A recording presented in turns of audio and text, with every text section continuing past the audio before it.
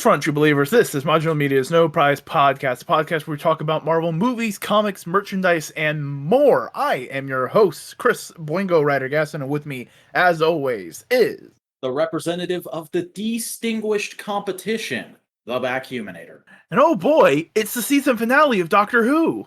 Yeah, oh my god, I can't wait to see how the Doctor thwarts the Master this time.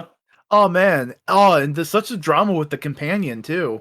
Yeah, I wonder if the Daleks will be in this one. We're talking about Loki, folks.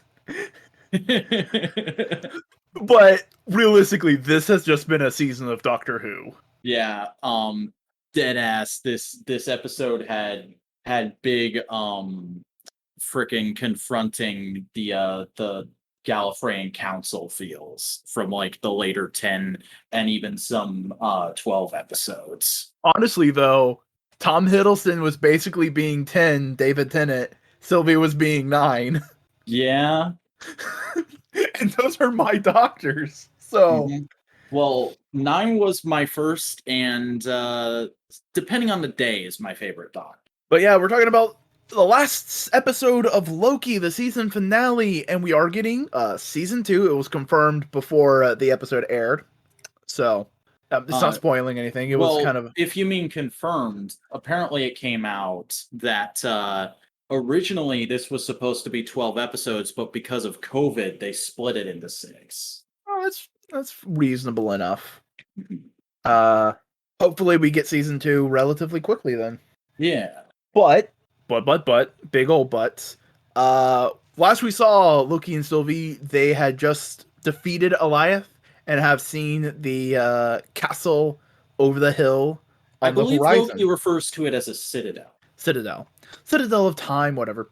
Yeah. And we basically bring into this episode by creating an abstract idea of time and our understanding of it as it's all happening around us all at the same time with audio clips from previous MCU films and such what, and important people.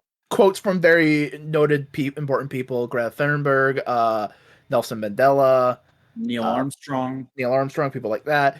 And we zoom in on this asteroid with a thing on it. Yeah. All the while we see what we can presume to be the sacred timeline surrounding it. It's a big old citadel, as we said it's called. And I don't know about you, but it looks to me like the whole thing is made out of black marble. No. You know what it looks like? What? It looks like kintsugi pottery. Yeah, I could see that too. Where it's broken and put together, almost as if this timeline is created from the broken remains of a multiversal war. Oh, yeah, that's probably better. Loki and Sylvie kind of hem and haw at the door going like, okay, this is pretty big. And the doors just open and they're like, okay, so let's walk in. They start walking in slowly, very, very cautiously, as Miss Minutes shows up with a yandere face. Yeah, and people memed the fuck out of that, which was great. And basically, we have a little short conversation with Miss Minutes where she basically says, like, all right, if you turn back now, you'll get everything you want. You'll get everything the version of your character the first time we saw you would want. Yeah, I imagine the idea is the character we eventually meet was planning to create pocket universes for them. Yeah. Or, again, this episode to me kind of confirms my little Marvel comic nerd pet theory that the multiverse isn't closed or isn't no multiverse. It's just that this person, we'll talk about when he officially gets revealed more about who the character is, basically closed off this universe from others by closing off its timeline. Not necessarily getting rid of the multiverse, but basically closing the door out to the rest of the multiverse. Keeping his home universe safe. Yeah. So realistically, they could still be jutted off to like another Marvel universe. Yeah. Kind of thing where that would happen. But like, This episode genuinely does make me go like, okay, cool. They aren't ignoring the comic book multiverse rules. They're just adding They're just the, ignoring the comic book universe. I mean, the comic book universe also ignores the MCU to an extent as well. The MC, they, as far as I know, Comic Marvel only ever pulls in MCU stuff as like a cheeky reference, but it's also like this is an MCU idea, but it's not from the MCU universe. It's from another universe where this just also happened to happen. Yeah. There's also like the comics tend to only borrow things directly from other pieces of media when that other piece of media is definitively over. Like there's no more making any of that version. Like And even then, sometimes they won't do that. Like Toby Spider Man wasn't even name dropped in Spider Verse. He was just alluded to. yeah, and so was Andrew Garfield's. Mhm. But in that same thing, we had Toei Spider-Man. Toei's never going to make a new Spider-Man Toku. The most you're getting is nostalgia merch because they put out a Figure Arts a little while ago. But that means Marvel can just go like, all right, cool. We can pop this character from his universe canonically after some time after the end of the Spider-Man Toku. He gets transported to this multiversal bullshit with Leopardon. Uh-huh. Like that is canon to that original Japanese television show, which is just hilarious. Mm-hmm. But that's just how Marvel Multiverse works. At least it doesn't have all the rules that DC has. Yeah, where we break everything and then make new set in stone rules every 10 years. Like Grant, I Tell me what love the Dark you. Multiverse is, huh? What's the Dark Grant, Multiverse? Grant, I love you, but fuck the concept of there being just 52 Earths. And Scott, I tolerate you, but fuck everything about Dark Knight's Metal. At least Marvel just goes like, it's a dumb list. It doesn't matter which order they're in. It's just a bunch of fucking universes. Mm-hmm. Just check the wiki before you give your new universe a number. Make sure that number isn't taken. Yeah, just check. Mhm. It's the Sliders Quantum Leap version of multiverse. Yeah. And Yeah. that's one thing I'll always give Marvel is you guys seem to have a much better policy towards multiverses. It's basically just don't think about it. It's there, but don't think about it. Don't worry about it. Like I love Crisis. We are way off track right now, but like I love Crisis on Infinite Earths. It's a great story, but good God, do I hate it for introducing the concept of everything's too complicated. We have to dumb this down so we can get new readers in. That's why I love the new Secret Wars that Marvel did, because like for most of that book, you're going like, oh, they're doing a Crisis, they're doing a Marvel version of a Crisis, and at the end, you just have Reed Richards, Sue Richards, and Franklin just all look at the empty space of multiverse and go like, now this shit needs to be complicated. We gotta Let's fix spend this. let's spend a couple of years just making all the multiverses again, just so they're there. Mm-hmm. Like, just do it with Molecule Man, and he gets a redemption arc. Yeah. Uh, I like the way Marvel does multiverse because you also get books like Exiles out of it. Yeah. Did you ever check out the recent Exiles book that had a version of Broomhilda from Ragnarok in it? No, Yeah, I there haven't. was that, and I believe that was the first thing to actually do Captain Carter beyond just concept art, and they were like a lesbian couple for an arc in that. Oh, okay. Yeah. I wouldn't peg Peggy Carter for being bi, but uh, but back to Loki. We're in the two main characters go like, no, we've had character development. Yeah. It's been 6 episodes, dude. We're past all that shit. It's been 6 episodes and at least one montage. I mean, Yeah. come on. I had that montage episode 1. It does a lot to you, man. Yep. But basically, they say nah, and then we have Renslayer kind of like going through some files and just trying to figure things out on her own. As Loki and Sylvie keep continuing diving into the Citadel till we reach an elevator. They're just trying to. They're cautious. They're all that kind of stuff. Their blades are out, and the elevator pops open, and goddamn, I got a pop. We were fucking worked and swerved, brother. We were worked in the best kind of way because he told the truth. How did he tell? Kang was not in this episode. The one who remains was in this episode. That's not True, Kang. true, but the actor said, "I have no idea what you're talking about." Because they specifically asked about Kang. They didn't ask about anything else. They said, "Is Kang and Loki?" And he was like, "I don't know what you're talking about. I haven't been Kang yet. I've been the one who like if they would like, are you playing anybody in Loki?" He would probably go like, "I don't know." But Confirm. because he was, Can neither confirm nor deny. but since they were specific about Kang the Conqueror, he was like, "Nah, I'm not Kang the Conqueror. What? I haven't done Ant-Man yet. I haven't been Kang the Conqueror. What are you talking about?" My character has been Kang the Conqueror, but I haven't been Kang the Conqueror.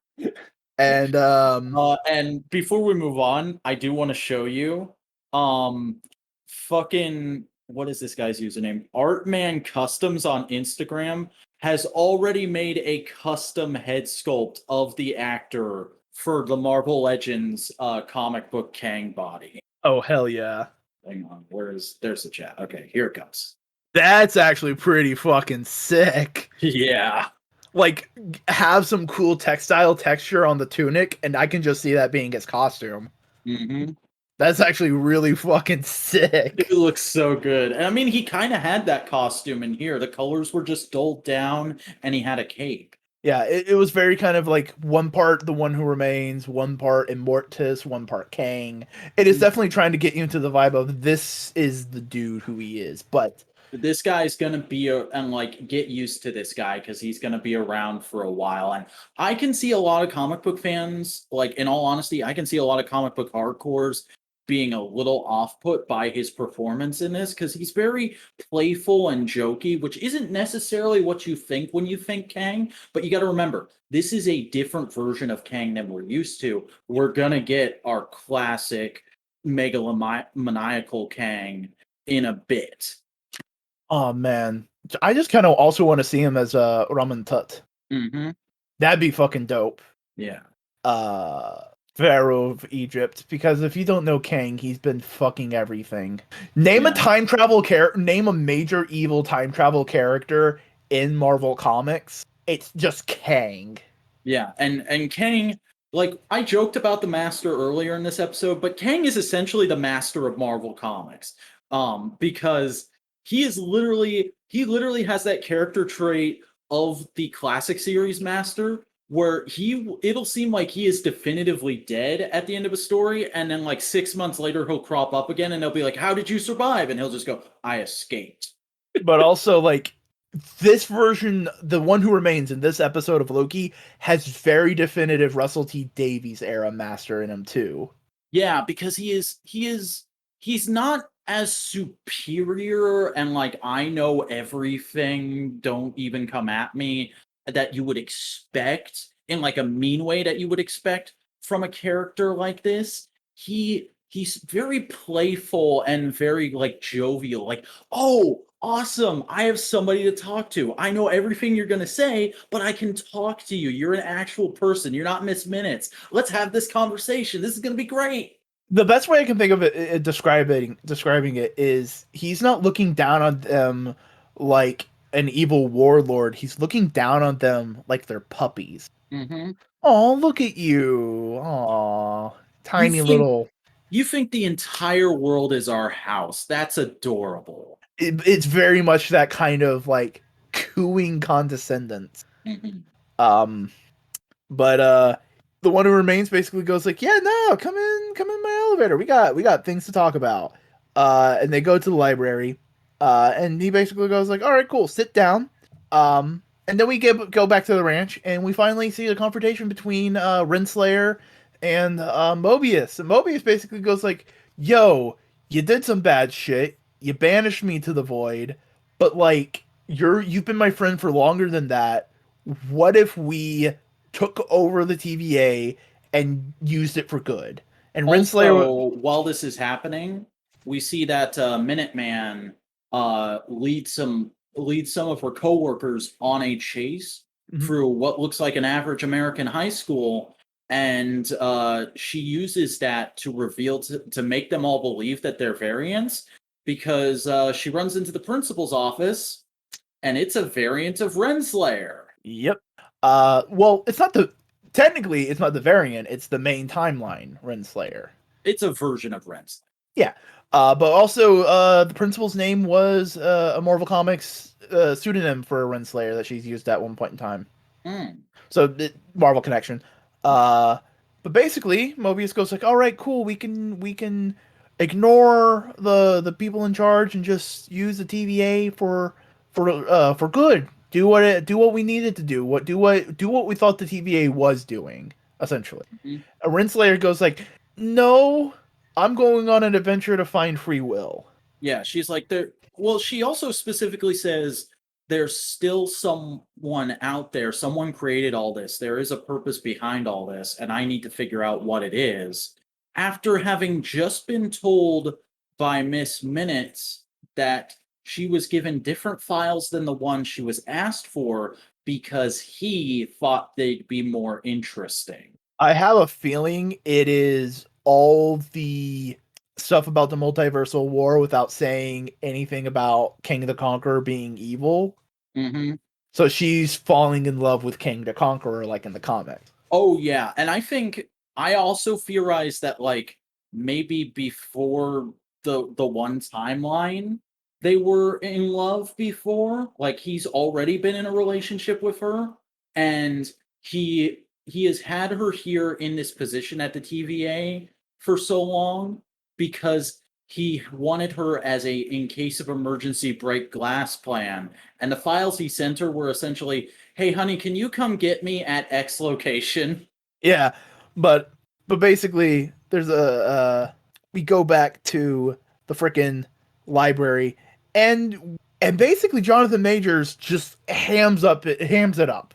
Yeah. He eats the scenery. That scenery is gone by the end of this episode. There is none of it. It is fully digested by this man, and it's glorious. Yeah, because Loki and Sylvia are both sitting there being like, you're a motherfucker. We don't like what you've done. We're gonna kick your ass. We're gonna kill you. We're gonna kill you, you fucking blah, blah. And he's just like, well, you could, or you could take my deal, because you know what happens if you kill me? Yeah, all this gets undone, but everything I've done just starts again because it's a loop. I'm gonna get back to this place eventually. But it also might not be me. It might be a much more dangerous version of me. Yeah, which scares the shit out of Loki, and he starts talking to Sylvie like, maybe we should think about this a little more. Yeah, which is reasonable for this Loki because he's been going headlong into all of his dumb ideas, and finally he's just realized maybe I should think first. Yeah. You know, Mobius started rubbing off on him in a good way. Mm-hmm. But that's pretty much most of this episode. It's just a monologue by Jonathan Majors about all of this. Yeah, and intercutting with whatever's going on at the TVA. And I don't think there's much else. You know, Ravonna just escapes into a time portal, and Mobius is like, well, shit, I guess I'll go free the others then. Yep. But, like, it's beautiful cinematography of this very simple monologue. Again, Jonathan Majors played perfect casting for this very multifaceted, weird character that Kang is. Yeah, it's a great set that they made for him, too, because I'm sure a lot of it is CGI, but like that desk is so cool looking, and there's all these like half-filled bookshelves in the background and like a chalkboard with all these equations written on it. I wonder if anybody's tried to solve those on like Reddit or something. I don't think anybody solved it, but I think someone pointed out that it was calculus. Okay.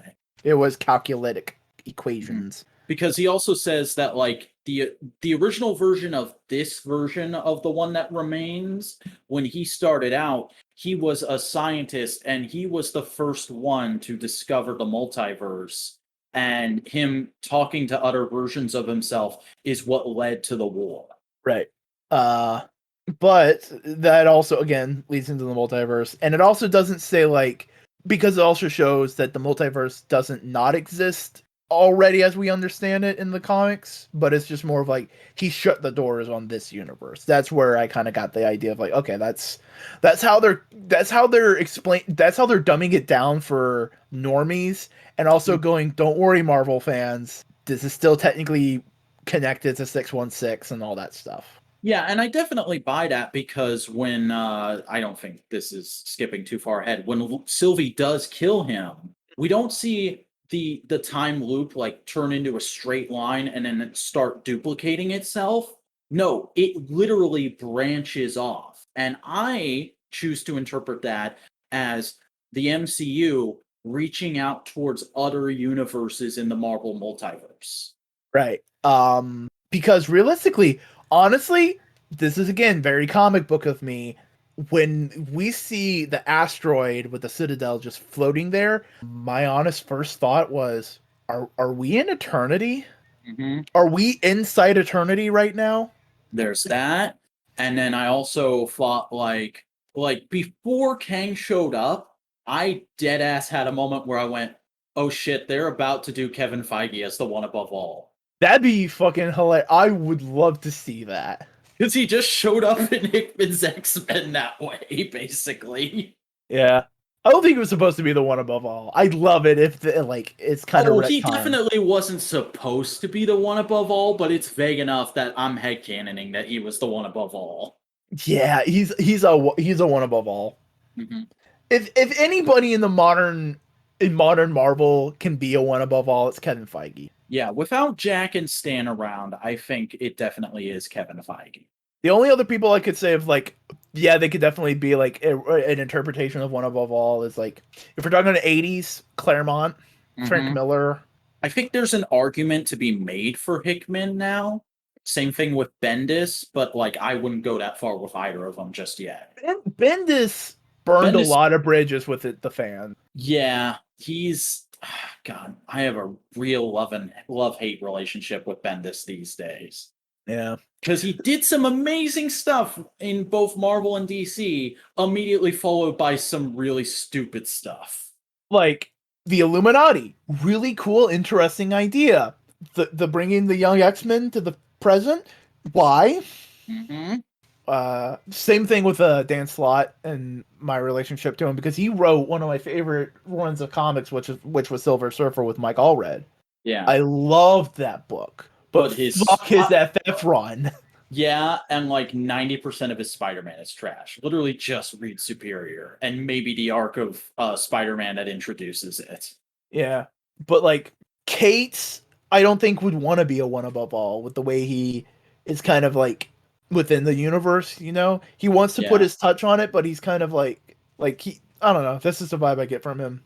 Mm-hmm. Chip Zdarsky, maybe. I don't think he's done enough universe-changing stuff to be at that level yet. No, but I'm saying more like he is. If you want to talk about the tone of street level characters and of that kind of stuff, he is defining a lot of it with Daredevil. By the way, to do a hallmark of modular media and talk about another YouTube channel that's way more popular than us, did you see that that episode of Off the Rack he was on recently? Oh, where he was shirtless? No, he was in his fucking underwear, dude. Because there's one part where he puts a leg up on his desk, and Sal makes this face like, "There goes my monetization." It was the best. And he was promoting what was it? He was promoting the new issue of Crossover. That's what he was talking about. Mm-hmm. Read Crossover, everybody. It's written by Donny Cates, and it's just a really good, fun, multiverse style comic book. Yeah, I love how every second in that interview he wasn't talking about a book he's writing. He's just like, "I'm just hot, dude. Why are you asking me these questions? I'm hot. I can't deal with this right now." I genuinely love Sal and Chip's friendship. Yeah. Because it started off with Sal hating Chip Zdarsky. Mm-hmm. Because he didn't like the way he wrote Spider-Man and Howard the Duck. That's interesting. Yeah. He's kind of, if I remember right, he's kind of a dope in that. Kind of the punching bag. All right. Shit, what else happens in this episode of Loki?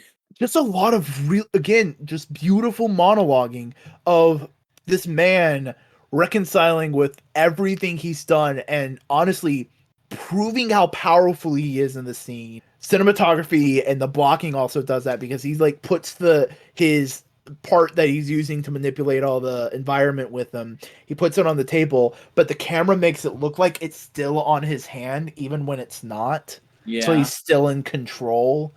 But it's a man honestly basically trying to justify all of the horrible actions he committed in part to himself through Loki and Sylvie and going like, no, I did this all for a reason.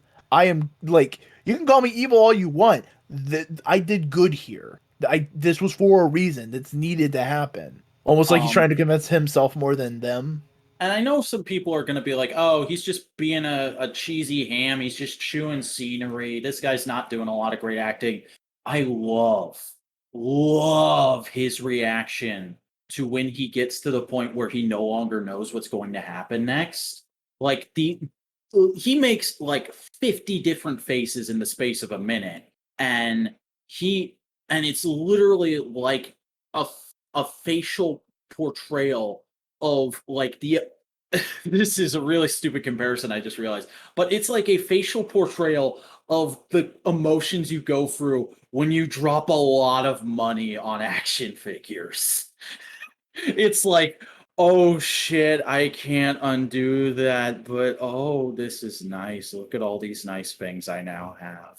Yeah, because Isn't this exciting? he is very like, oh no, but also this is the first time I feel truly free in quite some time. Mm-hmm. I don't know what's gonna happen. Anything can happen. Oh my god, this is exciting. Something. It's like he's been eating mashed potatoes for 5 years, and now he's getting a hamburger. Mm-hmm. You know, it's like I don't know what to do with this. And that's when it's about here when we finally get Loki and Sylvie coming to literal blows about what to do. Mm-hmm. Loki basically going like, I don't know what the decision we need to make is, but I don't think killing him is the one we need to make. Yeah, and I'll be honest, I don't think it's a very well blocked and choreographed fight. It comes off very much these two actors don't know how to fight, so we have to film around that. But I think their performances and the dialogue carry it enough that that's not a huge detriment to the episode. A lot of it is much more of the blocking and the conversation that's Hmm. important. Yeah, Because Loki's trying to go like, "Hey, don't do this," and Sylvie's just going like, "Oh, you just want the throne, you want the power. That's what you want." Because all this whole time, the options that the one who remains gives to Loki and Sylvie are one, you can kill me, doom the timeline, doom this universe to something even worse than me, or two, I retire, I disappear, and you control time, the TVA, the way you see fit. As long as yeah. you keep it closed, I don't care. He's basically saying you guys can be Mobius's boss and help him do what he said he was going back to the TVA to do. Yeah. And Loki doesn't necessarily say, I want that option. He just goes, I don't want option A. Yeah. It's basically, I don't want B. I definitely don't want A. Maybe we can find a C. And Sylvie just goes like, A. Final answer, A. Because that's the same thing she's been saying her entire life at this point. She doesn't know how to say anything else. And basically, Loki is begging her, just going like, "Can you trust me? I don't want the throne. I just want you to be happy." And she goes, "I can't trust. You can't be trusted. That is our irony." She kisses him, opens up a portal, pushes him through, as Loki looks on at nothing in utter sheer disbelief and misery. As And I love that after when she kills him, because that basically happens right there, right? just about right there. Like we get Loki in the TVA building, and that's about it. As Sylvie just slowly gets closer and closer to the one who remains, as he's basically in the chair, kind of almost like one part begging for his life, but also like going like, "Thank you for this mercy of putting me out of this hell I've created." Yeah. He's been in a purgatory of his own making. Yeah, and like he just looks at her and goes like, "I'll see you soon." Mhm. Which And is just the most after ominous thing in the world. I'm gonna fucking double check real quick, but I'm pretty sure after he croaks, yeah, we get a brief shot of her going like, "You're a fucking weirdo," but then that's the last time we see her face. We get another shot of her falling to her knees as the timeline starts to branch out, but that's the last time we see Sylvie. We don't get her full reaction to everything that's happened. And honestly, I think by the time we get to the proper end of the episode, she's still not aware of the full ramifications of what she's done. Very much so. Like, I think in part she's kind of coming to grips with it when she falls to the ground, but I don't think she's like fully comprehending it. Mm-hmm. Because to fully comprehend everything, we need to jump back to the TVA as Mobius and the Minuteman, our main character Minuteman, Yeah. is looking at the sacred timeline, just going like, "Holy shnikey, There's no going back. there's no going back. This is bad." We have taken the genie out of the bottle. As Loki completes his character arc and just basically goes like, "All right, cool. I want to help. I want to solve this. This isn't for me. This isn't for any nefarious things. This is not to solve the mystery. It is purely to help, to solve the problem." So he runs for his boyfriend because genuinely their bromance is fucking great. It is. It is really nice. They Owen Wilson Owen Wilson and Tom Hiddleston just have great fucking chemistry. They bounce off each Yeah, other. and Really who'd well. have thought, honestly? I mean, if you watch a Wes Anderson movie, you could probably get the feel for Owen Wilson kind of having that vibe. That's fair, but like the only Wes Anderson movie I've ever seen in full is Fantastic Mr. Fox. Because I don't like his aesthetic from what I've seen of. Oh, it's good though. I'm trying. I'm I'm not trying going to to argue with you about it because I've argued with so many people about that. I'm trying to remember the hotel one. I can't remember its name. Exotic Marigold, I think. No, that's not it. Yeah. Grand Budapest Hotel. Uh, Grand Budapest Hotel. But Loki finds Mobius and goes like, "Mobius, we fucked up. Sylvie killed the person who was in control of the TVA. All this is going wild. he's The time literally a little kid going up to his mom and being like, Mom, I might have set fire to the garage." Mobius just basically goes like, "Whoa, whoa, whoa! You're an analyst. Calm down. What's going on? You're hurt. Why'd you get hurt? I think you as an analyst, but you must be from a different department." And Loki just looks heartbroken. She's like, "What?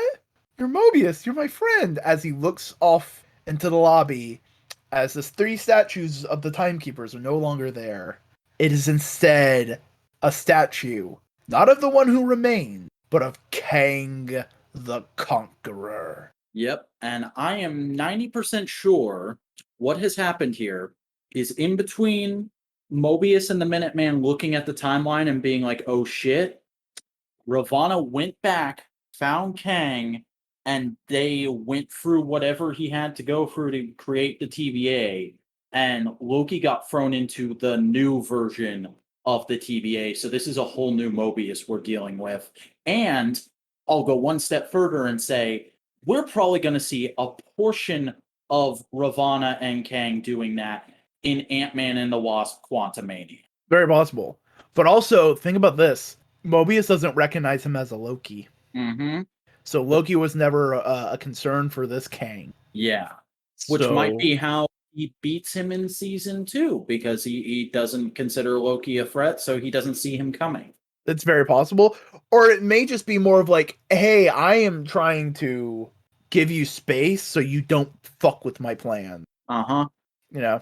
But no. And then we get a confirmation that Loki will return in a season 2 after the style credits. And yeah, I'm excited for it. It's gonna be cool. It's gonna be dope.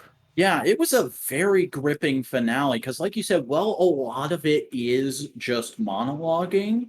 It's monologuing we've been dying for the entire season. And it gives you like a bunch of little revelations and then one big one at the end that have huge ramifications for everything that's happened in this show and everything we know is currently slated for the MCU.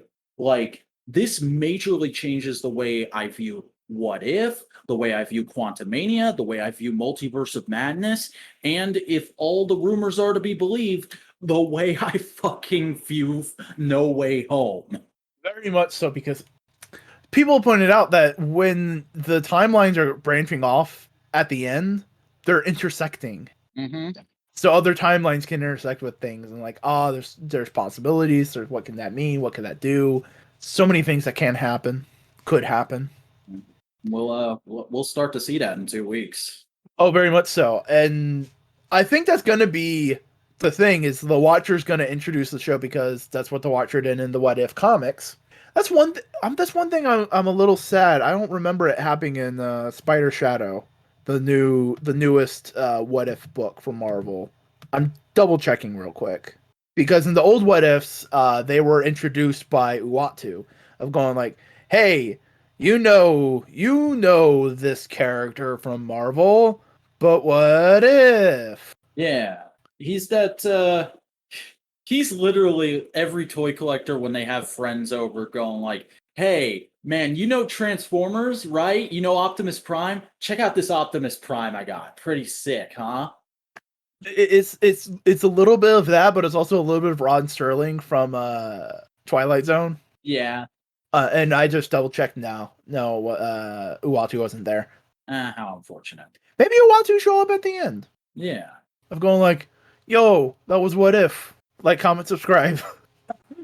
I'm And he Uatu. literally- I'm a YouTuber now. What's up? Yes, YouTuber Watu. I'm here for it. Man. I mean, there's a watcher that's just a fan of Deadpool. Oh, I just realized, and we're starting to go into Yeah. comics Okay. now, but like Do we have to do we have to talk about the fucking commercial commercial. with Deadpool finally crossing over with the MCU? Okay, yeah, but before we go into that, real quick, I think Owatu might not be in that because he hasn't made his full proper return yet. He's back from the dead, but he's not reestablished yet. Remember? Oh, yeah. You're right. Mm-hmm. He also has fucking OG Nick Fury as his agent of chaos. Yeah, that's fucked. But yeah, It's fucking dope though. yeah, the Deadpool commercial was so fucking good because it's literally just Deadpool doing a reaction channel, and he's doing a reaction to the trailer for Ryan Reynolds. He's doing a reaction video for the trailer to Ryan Reynolds' new movie. What's it called again? Free Guy. Yeah, because it's about a video game NPC in essentially GTA. Who Well, like a VR GTA, like. Yeah, and he breaks free of his programming, and it's about that. It's kind of like Lego Movie, but for video games, is the way I'm looking at it. Yeah. It's And also a little bit of Truman Show. yeah, but it's Ryan Reynolds as Deadpool doing a reaction video to it with special guest Taika Waititi as Korg, and Taika Waititi plays the villain in Free Guy, and they've also been in shit together before. And like, okay, on one level, it's just really cute. They use their comic book characters to hype up the new movie they're doing, which is technically being distributed by Disney, because it was originally a Fox project that was basically filmed and edited at the buyout. Okay. Yeah. But also, it's the first appearance of Deadpool in the MCU, technically. And didn't it drop after this episode of Loki? I think it did. Yeah. I wonder if that was a thing. I wonder if he came to them with that idea and they were like, that is awesome, but you can't release it until the day after the last episode of Loki. And he's like, why? People will understand. I don't think this is officially Deadpool in the MCU. I think this is a fun, cute thing, and it's also going like, hey, by the way, Deadpool will be in the MCU. I mean, literally everything about this, except for Korg's character design, looks like it's right out of one of those Deadpool movies. Oh yeah, and Marvel has basically said, yeah, no, we're making Deadpool 3. It's going to be in the MCU, and I just think that'll just be that's going to have to be one of the most beautifully fucking meta movies ever. Mm-hmm. I would love it if like that's how they announce who's playing Wolverine in the MCU. It's just like a little cameo. I can't. Oh, fucking brilliant idea!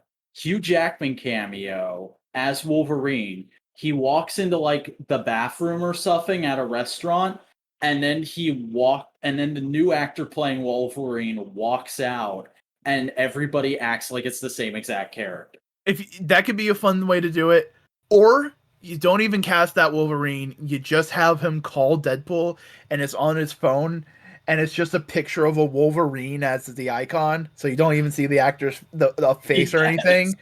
And Deadpool just goes like, "Oh hey, it's Logan." He answers the call. You sound a lot less Australian. That would be good too. That's definitely the Deadpool way to do it. My way is like the classy Doctor Who way. Yeah, that's a Sentai handoff, man. Yeah. That's a Sentai handoff by way of the kind of like more adult sensibilities of X-Men. Yeah. But like I can definitely see Deadpool making that joke because then it's also like, oh, okay, we don't have to have a Logan actor lined up. We don't have to have all this other shit in the pipeline cuz Kevin Feige's not going to cast Wolverine till he has like two X-Men scripts at his desk already. Yeah, you know what I would love for them to do? Don't even put Wolverine in the first MCU X-Men movie. Just like do a first class style thing where it's the original team. And then the big thing about the second movie, much like the original plan for the big thing about the second Power Rangers movie was supposed to be, you introduce that iconic fan favorite additional character. Here's my pitch for what they should do for an X-Men movie. Don't start with the OG original 5 X-Men. What you do is you start with the giant-sized X. See, I would think that would be what you do for the sequel. No, because here's the thing. You don't do the teams exactly as you do them. You put on the OG team that people know really well that are like sort of fan favorites, but are like kind of more old school X-Men characters. Jean Grey, Iceman, Furry Beast, Angel, those characters. Scott, do those people. Don't do Would you want them to Polaris. would you want them to do the first class movie thing of him becoming furry partway through the movie, or just have him Just start give off us Furry furry? Beast from the beginning. Just Furry Beast. Okay. Furry Beast from the beginning. You can tell that story through flashbacks. Furry Beast. Mhm. And you have them basically you start the movie, couple quick shots. We're going down. X-Men! X-Men! Where are you? And you hear Professor Xavier. To me, my X-Men! I don't hear them and all that kind of stuff. And then we open in a German town in the middle of the night. Torches, pitchforks, and you see a man scurry around. It's fucking Nightcrawler. Hell yeah. You And are going basically, full on movie Bob right now. I love it. oh yeah. And then Professor X does the whole thing. It's like, I am gathering a team. Would you like to join me? And he just looks at him and goes like, it's not like I can go anywhere else, bud. Yeah. Go to Africa. Get Storm. Okay, so get those two. Don't get Wolverine. Hold them off. It's understandable. But Uh, you gotta get the boy. You gotta get Colossus. gotta get Colossus. And you know what would be a great setup for future movies? Just have just have his little sister appear for like 2 shots. Oh yeah, fair. And I she's would like a little baby. I would no, I wouldn't go that far. I'd have her be a preteen, so you don't have to do the weird aging up thing that Ilana has to do in the comics. Okay, that's fair. Yeah, maybe have like when you eventually get to the limbo stuff, you have it be more like a metaphorical trapped there for a long time kind of thing. Yeah. And I mean Um. also that means they could sign that actress to a bajillion movies and keep her around forever. Oh yeah. That's another big thing. But also, like in that scene, I just wanted to be like very rural Russian countryside, and Mhm. Colossus still has the same motivation. Oh, I want to help. I want to stay here and help my family. And his Literally family goes used like, the same set they used for Natasha's mom and Black Widow. oh, very yeah, it's that kind of thing. And his family goes like, no. You should go. They need your help. We can survive. Fine. Go see the world. And all I would want is Ilana just going like, can you take me with you? I want to see America. Can I go to America? And Colossus just looks at her and goes like, one day. No. Ilana says, I want to go to America. I've heard it's magical. Yeah. And he goes, well, one day you'll get to see that firsthand, my little snowflake. Do all that kind of cute stuff. And then, okay, so you got the cool big three, the really dope action figures: Nightcrawler, Storm, Colossus. Mhm. Fuck yeah! All right, we're not doing Wolverine because hey, a little bit of Wolverine fatigue. We Let's hold gotta them have off. that. We gotta have that merch roll out in the second movie. Yeah, gotta have that merch roll out. So, who should the other two? Because it's five. You should do a OG 5 team and a new 5 team, and they're getting up to speed. It's media res. This also can be used to explain how the X-Men and the mutants have been here for a while. So who can Rogue be, and Gambit. buddy? I literally looked behind me at the action figures. If you say, "Oh, what's some popular X-Men?" You go, "Oh, Rogue and Gambit." And don't fucking redo Fox Rogue. Like, I like Fox Rogue from a nostalgic perspective, but do straight up comic book Rogue. She is a grown ass woman, and she knows what she's worth. Fun, spunky, troubled by her powers, but is handling it. Mm-hmm. It's not like oh, this big torture. No, I can wear gloves. I'm fine. Whatever. Just don't touch my skin. We'll be fine. I got it. Yeah. Could she have her full comic power set with the flying and the strength? I'd be down for that. But here is my question. Do you have her and Gambit already in a relationship, or do you have them get into a relationship by the end of the movie? I'll do you one better. They're exes who still held a flame for each other. Brah! That way you can do fucking both, bro. You can do both, bro. Yeah. And you have that long running relationship that everybody loves from the comics now. But you can introduce it to new people. By the time you get to Krakoa, because we're doing fucking Krakoa in the MCU, damn it. By the time you get to Krakoa, you can have them get married in the MCU like they're married on Krakoa in the comics. But yeah, no, that's the team that Xavier gathers and basically go, okay, what's going on? And that's when you introduce Krakoa. Mm-hmm. See, tying it into the trilogy. Krakoa is a bad thing in the first movie. It's not in the second movie at all. At the end of the third movie, that's when we're doing Moira. Like that's that's the tease at the end of the third movie, and then you do a second trilogy about Krakoa. The end credits, the end credit scene, the mid credit scene at the end of the third movie is you just see all the characters we spent 3 movies with walking and planting a plant, and like several different locations that we kind of have seen in the movies. Just digging out some dirt, putting a plant.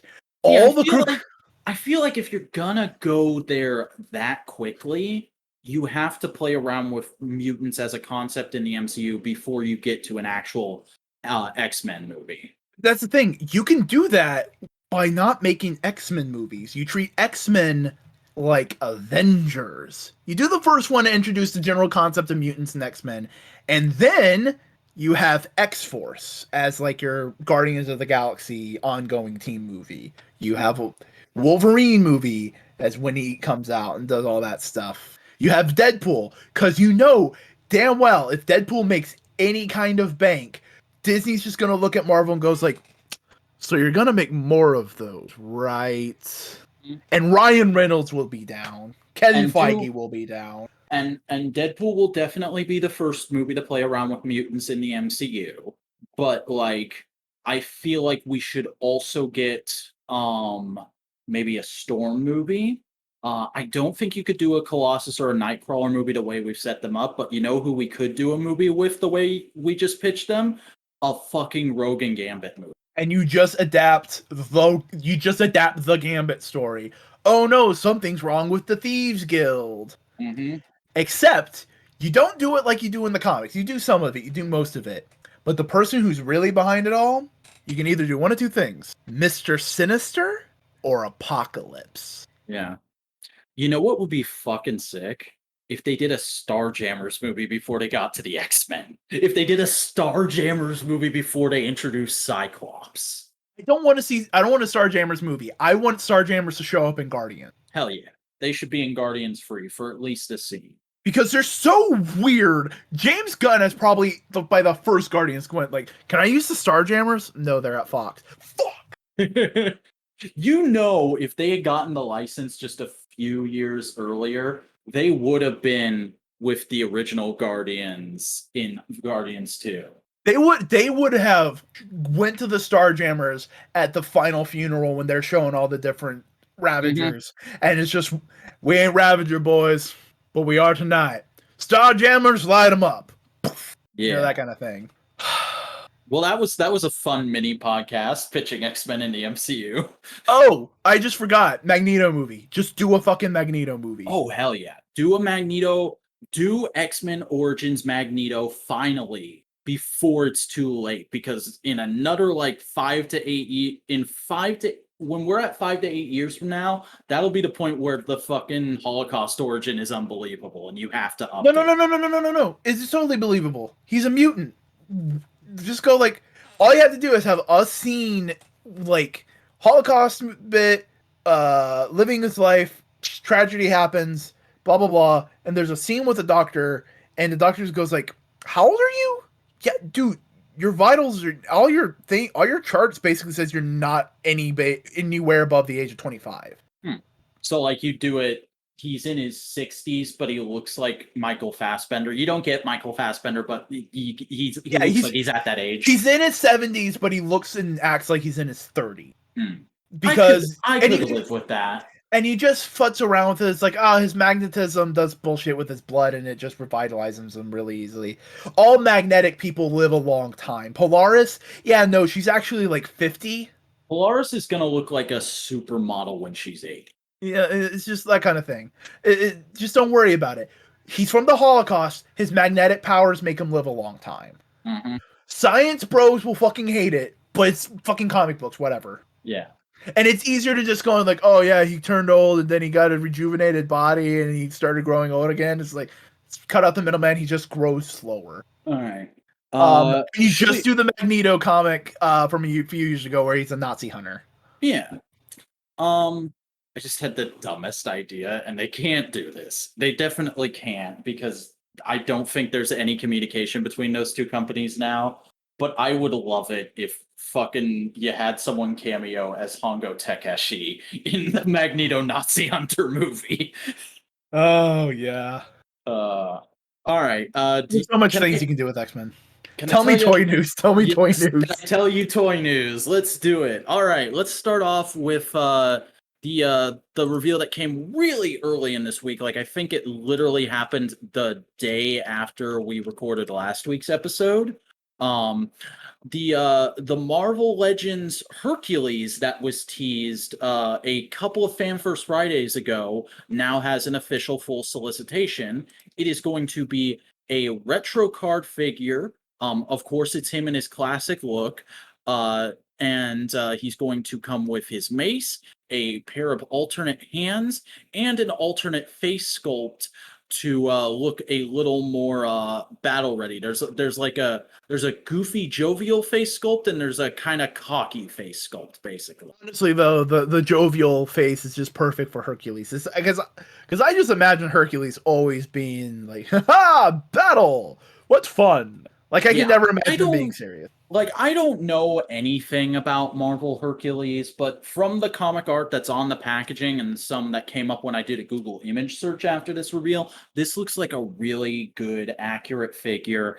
And from what I understand, this is a new mold. This is going to be a new muscle guy mold that we're going to see them use going forward, and I'm kind of excited by some of the possibilities. All I definitively know about Hercules is he's a bi icon. Hmm. He was an Avenger. He was a classic Avenger for a while. He's got. I know.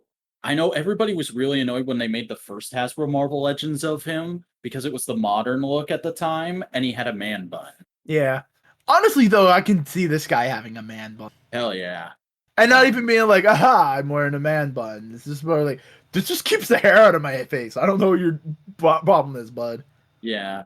Uh, But before we get on to the big thing, let's first talk about some other big expensive things. Hot Toys had a suite of reveals earlier this week because, for those of you who don't know, the week this podcast is coming out is when SDCC would normally take place. So a lot of toy companies are doing their traditional SDC showcase just on their own. So Hot Toys had a big showcase booth in, I believe, a mall that's been closed and used for things like this during the duration of the pandemic.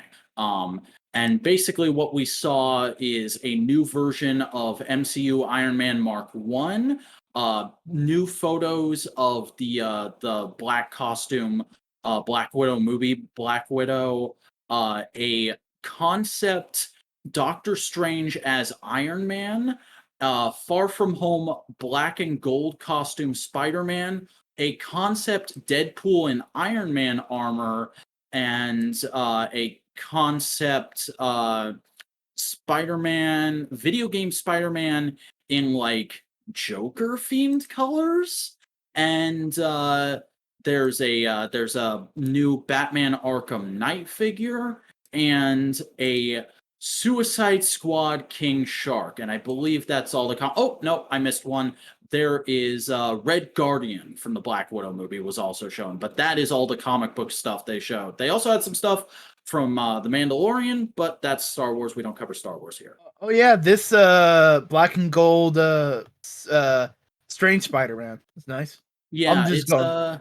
it's also like the first time we've gotten a really good high quality look at that costume, notably because we first saw it through Marvel Legends and pop vinyls, and there were deco discrepancies there. So a lot of people were going like, okay, what is this costume actually going to look like in the movie? Hot toys are always so accurate to movies, so now we have a good idea of what this costume will look like in Far From Home. And I'm going to go ahead and say it is far from my favorite Spider-Man costume, but I think it's good. It's a good costume to have for future video games. I love the Red Guardian. He looks so fucking good. Yeah, that's one of the, every once in a while there's a Hot Toys that makes me go, man, I can't afford Hot Toys, but if I could, that would be one of the ones I'd go in on.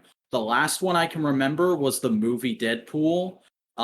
This is now the latest one, this Red Guardian, because God, it looks great. I think that's just supposed to be Prowler, that purple and green. It looks like Prowler. Mm. But it's called Purple Rain. Yeah, which is a good name, good reference. Nice. You could say it's a Princely reference. Yeah. How do you feel about Deadpool and Iron Man armor? I like it. It's because they're also not calling it Deadpool and Iron Man armor. They're calling it Mecha Deadpool. Mm-hmm. Which is nice. It also doesn't look just immediately like, oh, it's Iron Man armor. It looks like a kind of a Japanese anime take off of War Machine armor. And he has the Deadpool kick pads, and he has all the Deadpool accoutrement. So it's not just Iron Man armor. Yeah. But what is just Iron Man armor? How you feeling about that Doctor Strange? They had a Doctor Strange head. They had the Iron Man body. They could make small modifications and go like, "Hey, look, there's concept art. You want to buy the concept art?" It is it's them. It's cool that they gave it a new chess piece. Yeah, it's a Hot Tools. It's a Hot Toys Transformer style retool. Mm-hmm. It's This is Cliff Jumper to Bumblebee. Yeah. Oh my god. I mean, they're also giving them some magic accessories to go with it. So it's not like it's totally like just putting Doctor Strange's head on Iron Man's body. It's not just that. Yeah. And just in case anyone is wondering, to run down the prices and where you can pick these up, Iron Man Mark 1 is going to be $455 and is available at Sideshow Collectibles. Black Widow is $260 and available at Big Bad Toy Store and Sideshow Collectibles. Iron Strange is going to be $440 available at Big Bad Toy Store and Sideshow Collectibles. Far From Home Spider-Man does not have a price or pre-order listing yet, probably waiting until the trailer comes out at least. And Armored Deadpool is going to be $405 available at Big Bad Toy Store and Sideshow Collectibles. I'm reading through some of the comments and someone just goes like, tech and magic shouldn't mix. It's not cool. On Iron Strange, and someone just responded with a gif of Doom. Yeah. Doom is not amused. Fuck yeah, Doom. No one is superior to Doom. No one is superior to Doom. Oh, I forgot about this, but we do have one more thing to talk about before we get on to the main event tonight. there is a new Beast Kingdom 8 Action Heroes figure. If you remember, they're the people that made that Superman that I wasn't too happy about a couple weeks ago. Mm-hmm. They have a new DC figure, and it's another, and at least this time it's a character I don't give a shit about, so I don't care if they've screwed it up or not, but it is the Beast Kingdom 8 Action Heroes DC Comics Dark Knight's Death Metal The Merciless, Oh. which is essentially Batman in like God of War Black Knight armor. I mean, okay. Yeah, I don't. I like as a you know what? I'm just gonna parry what Sal says. This is a cool looking action figure. I don't think it's a great character design though, and I think it's a stupid concept. And because of that, I don't want to buy it as an action figure. And I No, especially don't want to buy it as an action figure in a weird scale for a stupid price. Because I'm pretty sure this is going for like $80, like that Superman was. you know what makes this whole thing worse? It's What? just how vertical those bat ears are. Yeah, those look like the second they run into stuff and they're gonna split off. Because they're pointed up like this. Would it be so much better if they were pointed up like this, like Thor's wings on his helmet? Yeah, as is, they look like fucking Mickey Mouse ears. Yeah, that's what they look like. Like you cover those and it's like, oh damn, that's really cool, threatening armor. That's pretty dope. You look at them and you just go like, oh hey, it's the evil knight in the Disney show. Yeah. I mean, like, I will say this about it. I think those lightning effects are neat, and I think that's a really cool sword. If this was at a decent price and it was in 112 scale, I would maybe buy it to get those pieces, but it's not and it isn't, so fuck it. If you were to tell me like, oh, this is a weird new variant of Spawn that Todd McFarlane drew up, I'd go, yeah, no, I can dig that. I can vibe with that. But just saying like, oh, it's a different version of Batman, Yeah. this makes you go like, ew, no.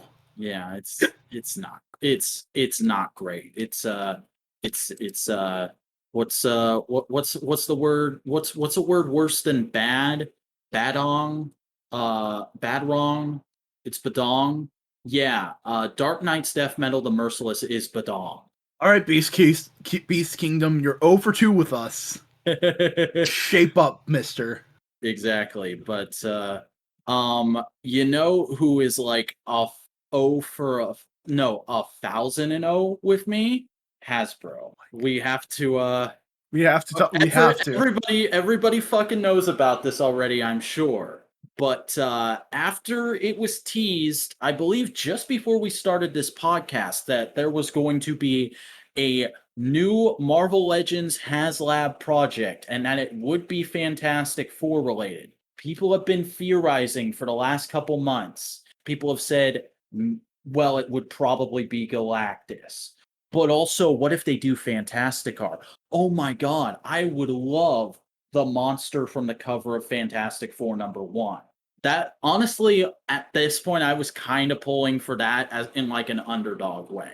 But this week, first off, we got a tease from Dan Yoon of the Marvel Legends design team saying that something big was coming this Do you Friday. like Marvel Legends, Jeremy Padower? He is, but like we know everyone on the Marvel Legends team because of these live streams. They're all like public figures from the community. And I think we actually know most of them from SDCC interviews as well. Like they all go to SDCC every year and talk to as many people and get feedback as they can. They're very active in the community. But Dan Yoon is the one that's the most active on Twitter, and he said something big would be coming at this week's Fan First Friday.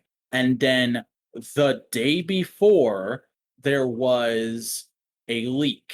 The listing was found on HasbroPulse.com, probably because they had just put it up.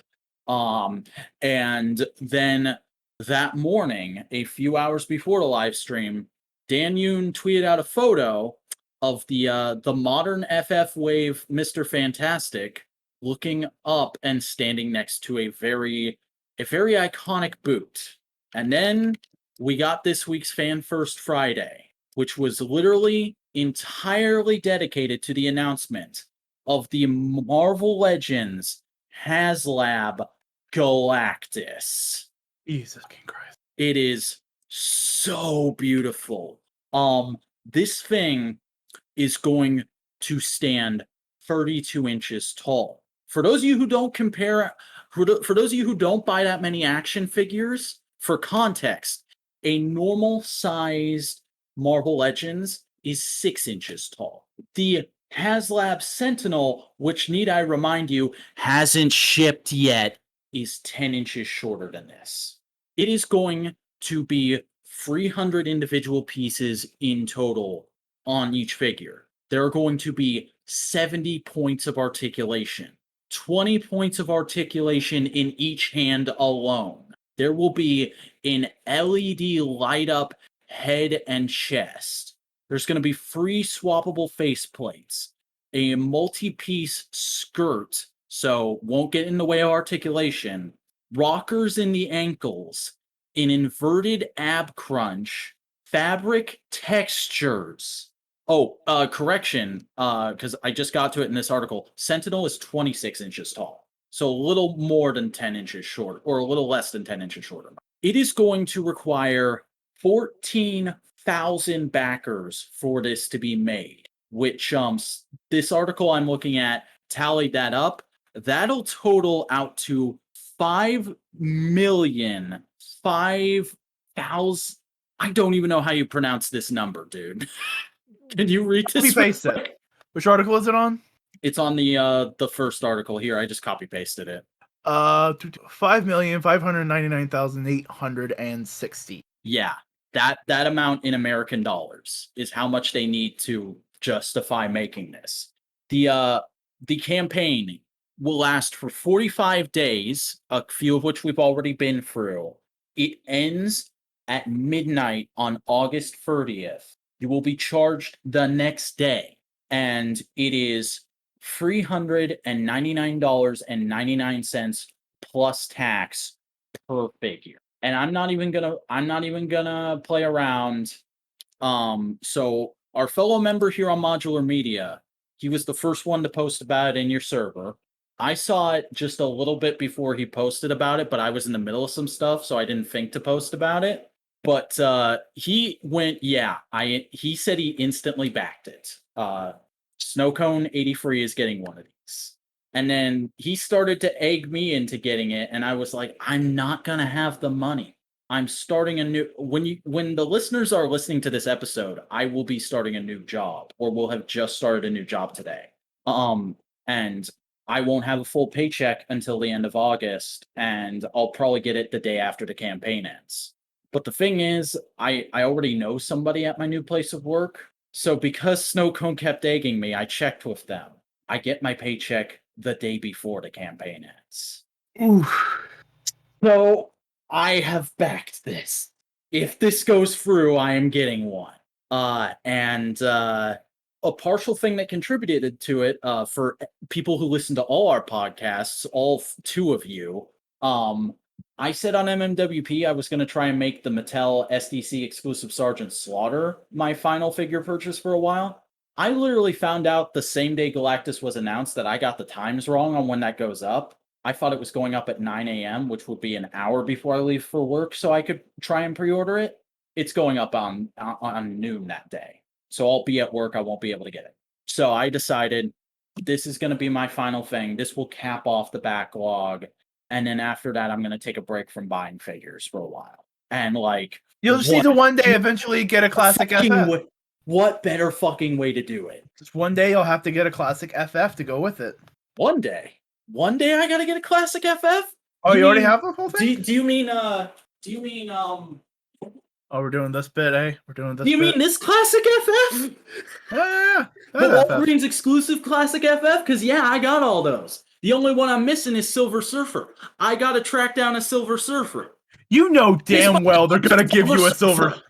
They're gonna give you a silver. They haven't announced the 6-inch figure it's gonna come with. It's either gonna be Silver Surfer or one of the other Heralds. It's either gonna be Silver Surfer or one of the other Heralds. Well, here's the thing. There's always multiple stretch goals with these. And they've said that the first stretch goal is a 6-inch figure. I'm thinking they're going to make. I think there might be some like power cosmic effects pieces, but I think all but maybe one of the stretch goals is going to be each one of the heralds. The only other thing I could see it being is Galactus's throne. Yeah, there's that, but I feel like that would have to be a campaign unto itself. Ooh, here's an accessory that you can do for the classic Walgreens Reed Richards. A hand holding the ultimate nullifier.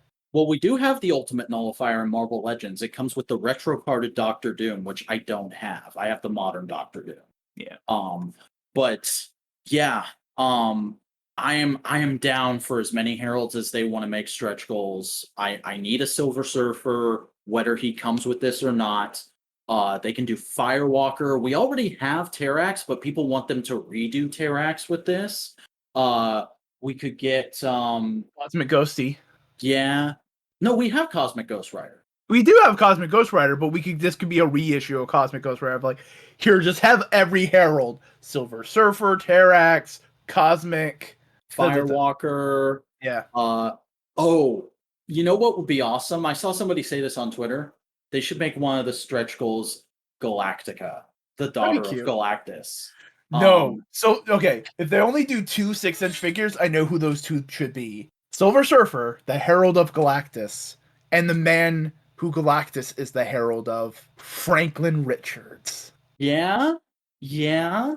Hickman era adult Franklin Richards with the beard and like, to me, my herald, Galactus. I mean, when it gets here, because here's the thing, I have no doubt this thing is going to get fully funded. It might be another week or two, but I'm going to refresh the page right now because I have the order page open. Like I said, target is 14,000 backers. Currently, we are sitting at 6,937 as of this recording. I think we'll see it get there by either the end of the week or within 10 days. Yeah. And when this thing gets here, the first thing I'm gonna do is I'm gonna set it down. I'm gonna bring it into the house while saying, "To me, my Galactus." I also really appreciate the decayed skull face mask. Yeah. So you can do all the times when they like do the hunger, but also like that's perfect for if you want to have like Nova and fucking Star-Lord and just doing a whole Annihilation callback setup. Or like bring in some of your McFarlane DC figures. You do JLA Avengers. Mm-hmm. Because I just had an idea for a stretch goal. 6-inch Galen. That'd be cute. Yeah.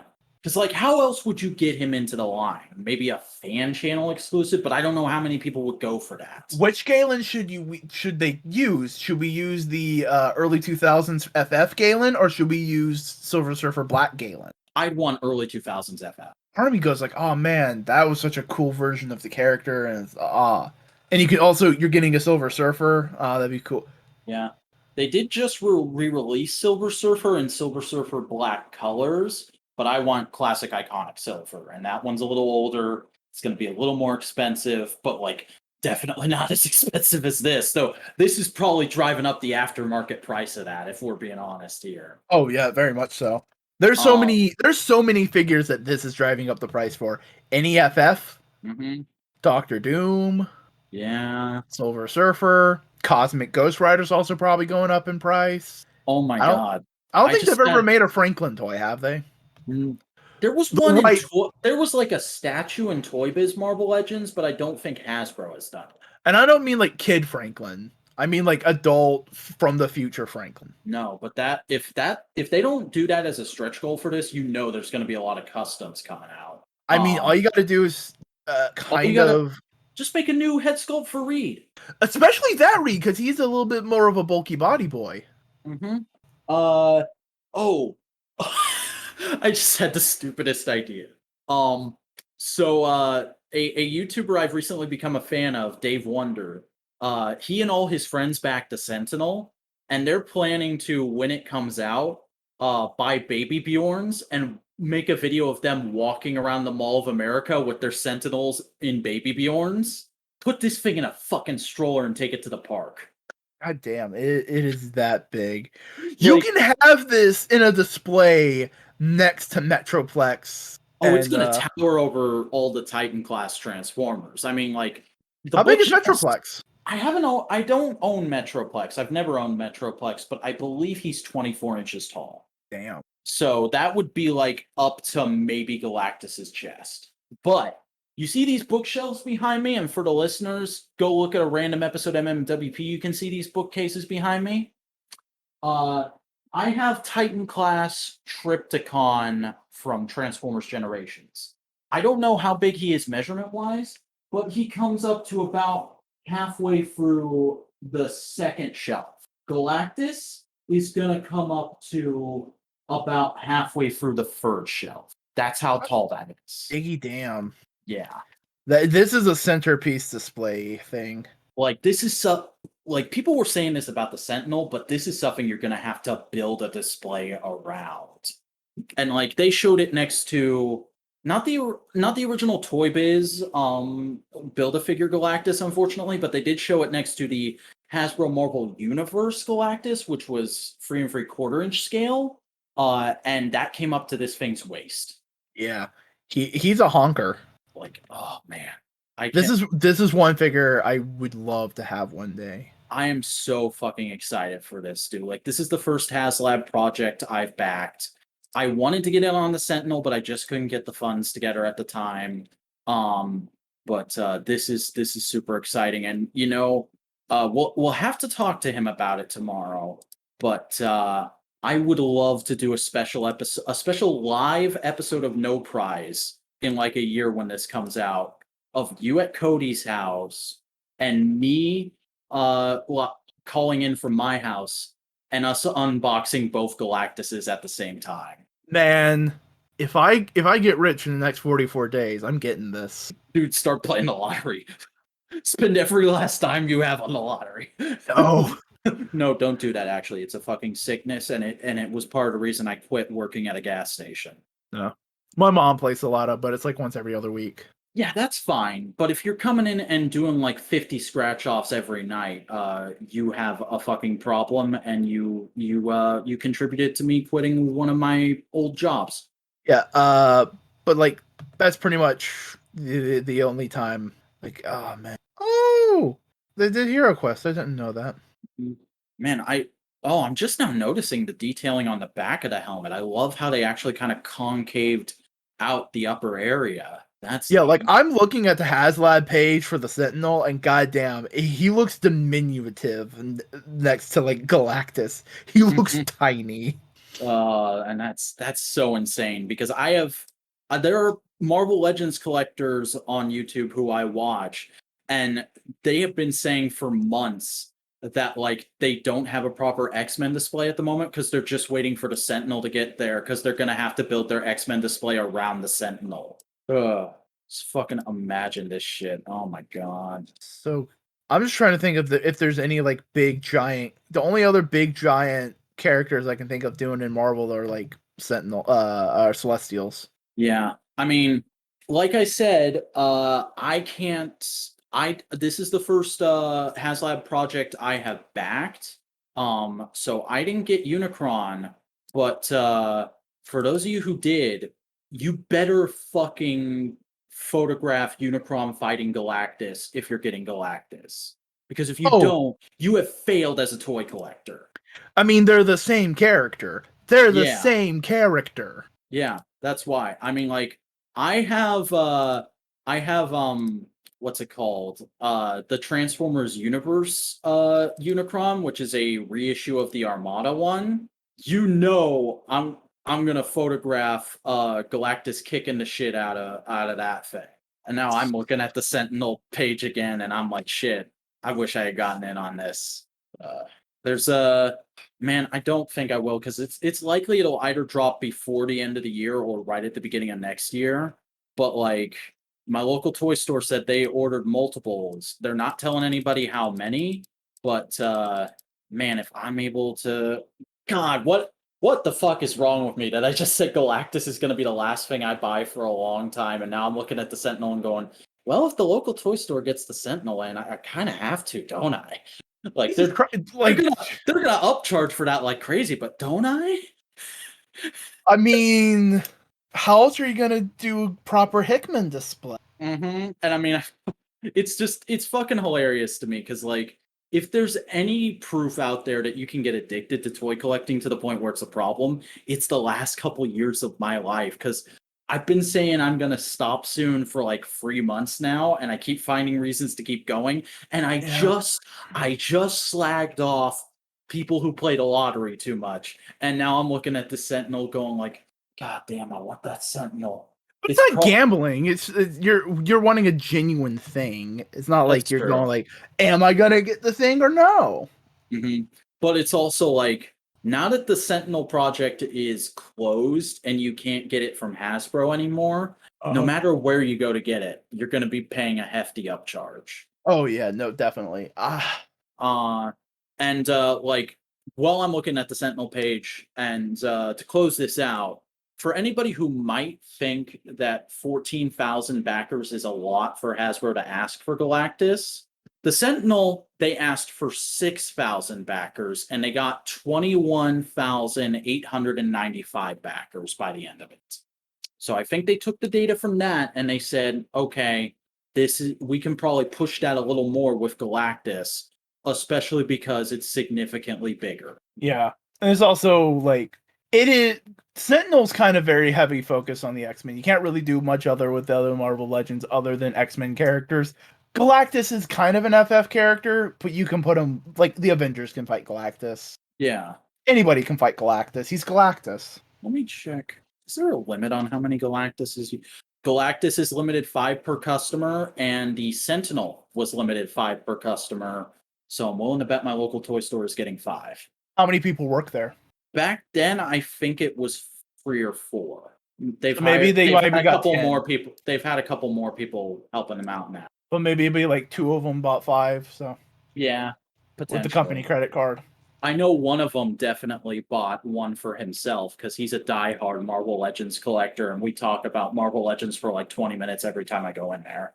I should go in there sometime in the next couple weeks just to talk to him about Galactus because I haven't been there since this launched. We've been talking about an hour and a half, and we haven't even touched the comics we've read yet. Well, it's a good thing I only read 4 comics total this week. What'd you read? Do you want new or do you want X-Men catch up first? Let's do X-Men catch up. Let's do it. Okay, so the free X-Men comics I had time to read this week because for those of you who are not in the know or are listening to this later, like I said, I'm starting a new job on Monday, so my normal weekly schedule that I've had for like the last month and change drastically changed on the day I would be reading comics. So I only had time to read X Factor number 7, Hellions number 9, and King in Black Marauders number 1. I don't really have anything to say about that Hellions issue. It was just kind of like, okay, we're continuing along the spotlight. That's fine. However, X Factor was pretty fun. I love how Dawkin and North Star's sister, whose name I can't remember. Lorna? No, not Lorna. That's Polaris. Yeah. I like their relationship. I like how it's progressing and budding. It's really cute. And then when the cameo by oh god, what's his name? His superhero name? I can't remember it. Fucking Legacy Quicksilver, son of Scarlet Witch. Speed. Yeah, Speed gets a cameo because he's having sex with one of the members of X Factor. And like afterwards he's just going for a jog around their base, and North Star shows up and he's like, "Hello, young person. Hi, fellow speedster. Who are you and why are you in my house?" And he's like, he's like, "Oh, I was just hooking up with my boyfriend. What's up?" And he's like, okay. Oh, what's your top speed? It's this. What? Oh, that's cute. My top speed is this." And then Speed just starts fanboying out of the fact that he realizes who North Star is, and he's like, "Oh my god, you are the coolest person ever." Well, fuck, I can't remember the character who was actually normally in X Factor's name. Prodigy. Yeah, Prodigy is just going like, okay, Tommy, that was a nice time. Why don't you run along now? Please stop embarrassing me in front of my boss. That was Aurora. hilarious. Aurora's the twin sister. Okay. But yeah, Aurora and Dakin are really cute. Prodigy and Speed are really cute, and the interaction with North Star was hilarious. I love that. And then King and Black Marauders was a really pleasant surprise. I did not expect really anything from that. And it's just a great done in one Marauders story because they're going to rescue Storm and Cyclops because they were ensnared by the symbiotes. And they get sidetracked because, oh, there's a distress signal from a boat in these turbulent waters. Let's go save them. Oh shit, these people are human traffickers. So fuck them. We're going to open a portal and put them in a desert and give them just enough water that they could maybe survive. And then we're going to take the people they were trafficking and we're going to let die. And they're going to go live on Island M for a little while. And there's a great scene with just Magneto talking to the leader of those people and being like, and she's like, why are you doing this? What is with this random kindness? You could have put us anywhere. Like we were trying to get to Canada, and I know it's not safe for us there right now because of what's happening, but you could have just dumped us anywhere, and instead you brought us to our home. Why did you bring us to our home? And Magneto has this fucking great quote. When the emergency passes, you will be moved from this island to the country of your choosing, with assistance from my government. But there's something I want from you. Many stories will be written of Krakoa's might, but you may tell one of her mercy. Fucking sick ass, great ass characterization for Magneto. Yeah. It's just like we want to do kind, but we need like just tell people about it. Yeah. Like it's definitely weird that we close you guys off, but we're doing it for a reason, and we want you to know that it's not because we're dicks, because we're not dicks. We try to do nice things when we can. It's the reason there's historically black colleges. Mm-hmm. It's not that they don't like white people. It's just the fact that white people don't like them. Yeah.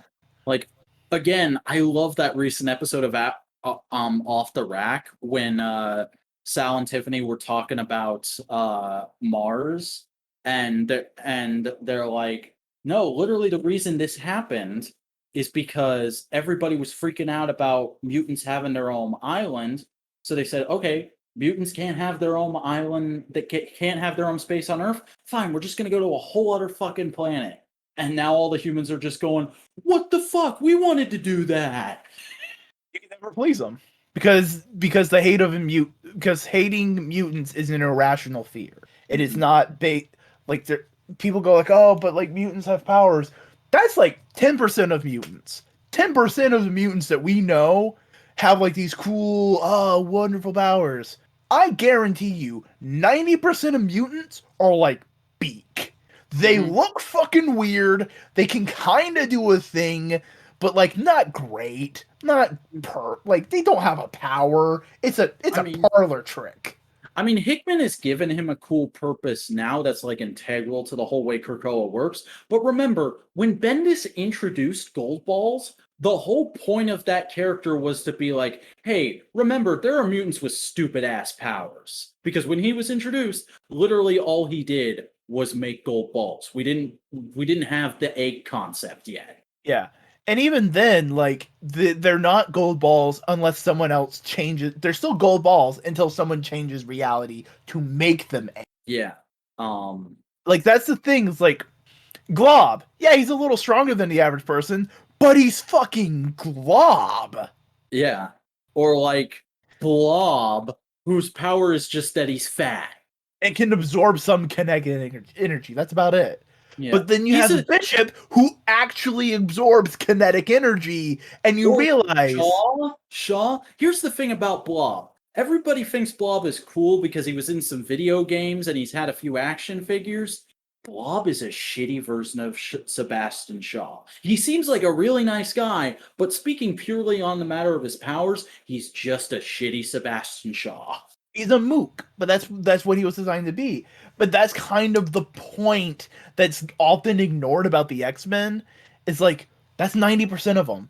It's kind of 90% of the X-Men are Jubilee and Dazzler, where their powers are kind of interesting, but like have no genuine practical purpose. Or like, hell, to take out another action figure, I love Juggernaut. That's an amazing character design.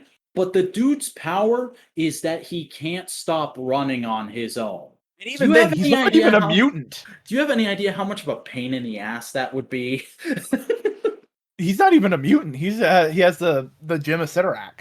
Mm, that's He's right, I magic forgot based. that. He's magic powers. When do you think he's going to show up in Hickman X-Men? Has he done that He yet? technically has because the Juggernaut mini was kind of considered part of the Hickman era.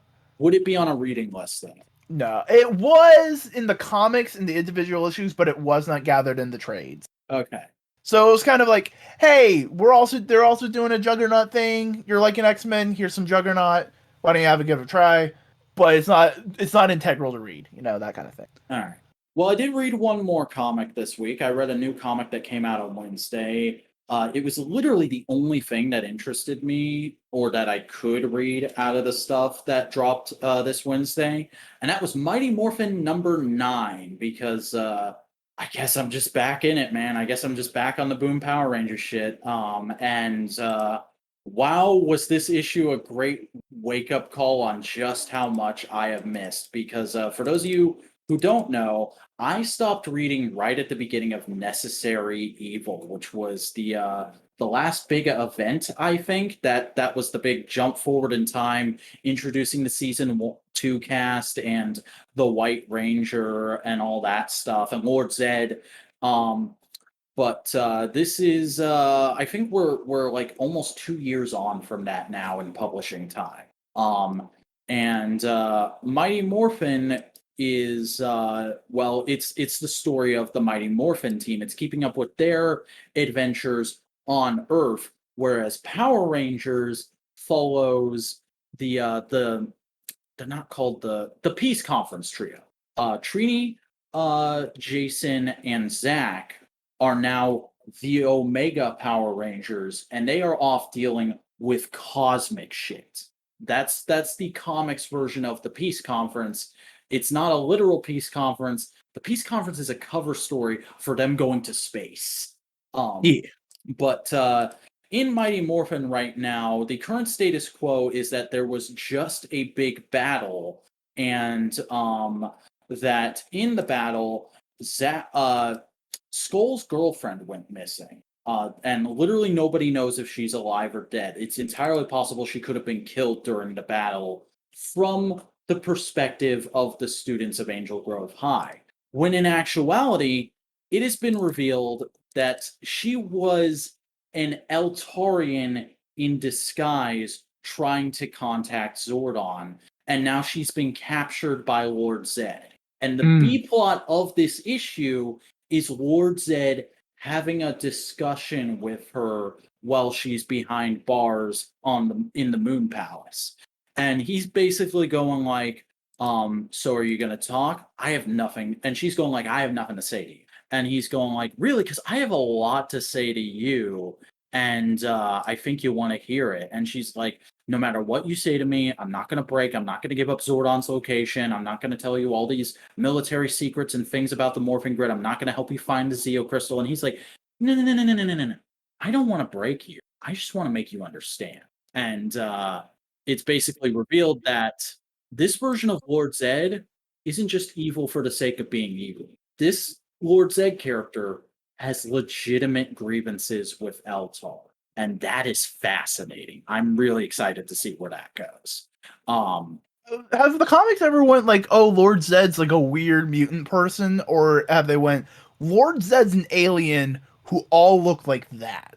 Well, that's the thing. That's a thing from the show. We've never seen what Lord Zed originally looked like, but it was explained towards the end of Mighty Morphin that he looks like that because he's an evil person and he tried to touch the Zeo crystal, an object of pure good energy, and it would literally be like a good person touching dark matter. it corrupted him and like mutated his body. And he was fixed at the end of In Space. Yes. And they do actually allude to that here because there's a teaser in this issue of a character who I'll talk a little bit more about in a second, going to a sage of the morphing grid and asking them to cast a protection spell on the Zeo crystal. What about Basil of the Morphing Grid? What? Basil of the Morphing Grid. I don't know who you're alluding to. Hives of the Morphing Grid. What? Is this a joke? You said Sage of the Morphing Grid. Oh, you fucker. But no, then there's other shit from the Ranger perspective I need to talk about because okay, are you familiar with the character of Matt? Is he the tiny turbo dude? No. Matt is an original character for the Boom comics who first debuted in the Go Go Power Rangers series, which was Boom's version of the early days of the original 5. And he was basically a way of the writers showing that the original 5 in this universe were friends before they became Power Rangers, but they had other friends in the group. And because they became Power Rangers, they had to shut those people out and push them away. And it was not fun. Like there were problems with becoming Power Rangers. And Matt was one of those people. He actually was in a relationship with Kimberly before she became a Ranger. This has been a thing with this series for a while now, where when this series was first announced, they revealed a cover that showed a new Green Ranger costume on the cover, and a lot of people instantly went, "Oh, they're giving Matt powers. That's cool. Matt's going to get to be a part of the team." They did give Matt powers, but the way he got powers is Promethea, a shield-like organization that's original to the comics that was created by a woman who was the Red Mighty Morphin Power Rangers in the 1960s, stole access to the morphing grid and made their own Green Ranger because Zordon wouldn't collaborate with them. And Matt is that Green Ranger, and not only is he that Green Ranger, but it's public fucking knowledge that he's a Power Ranger.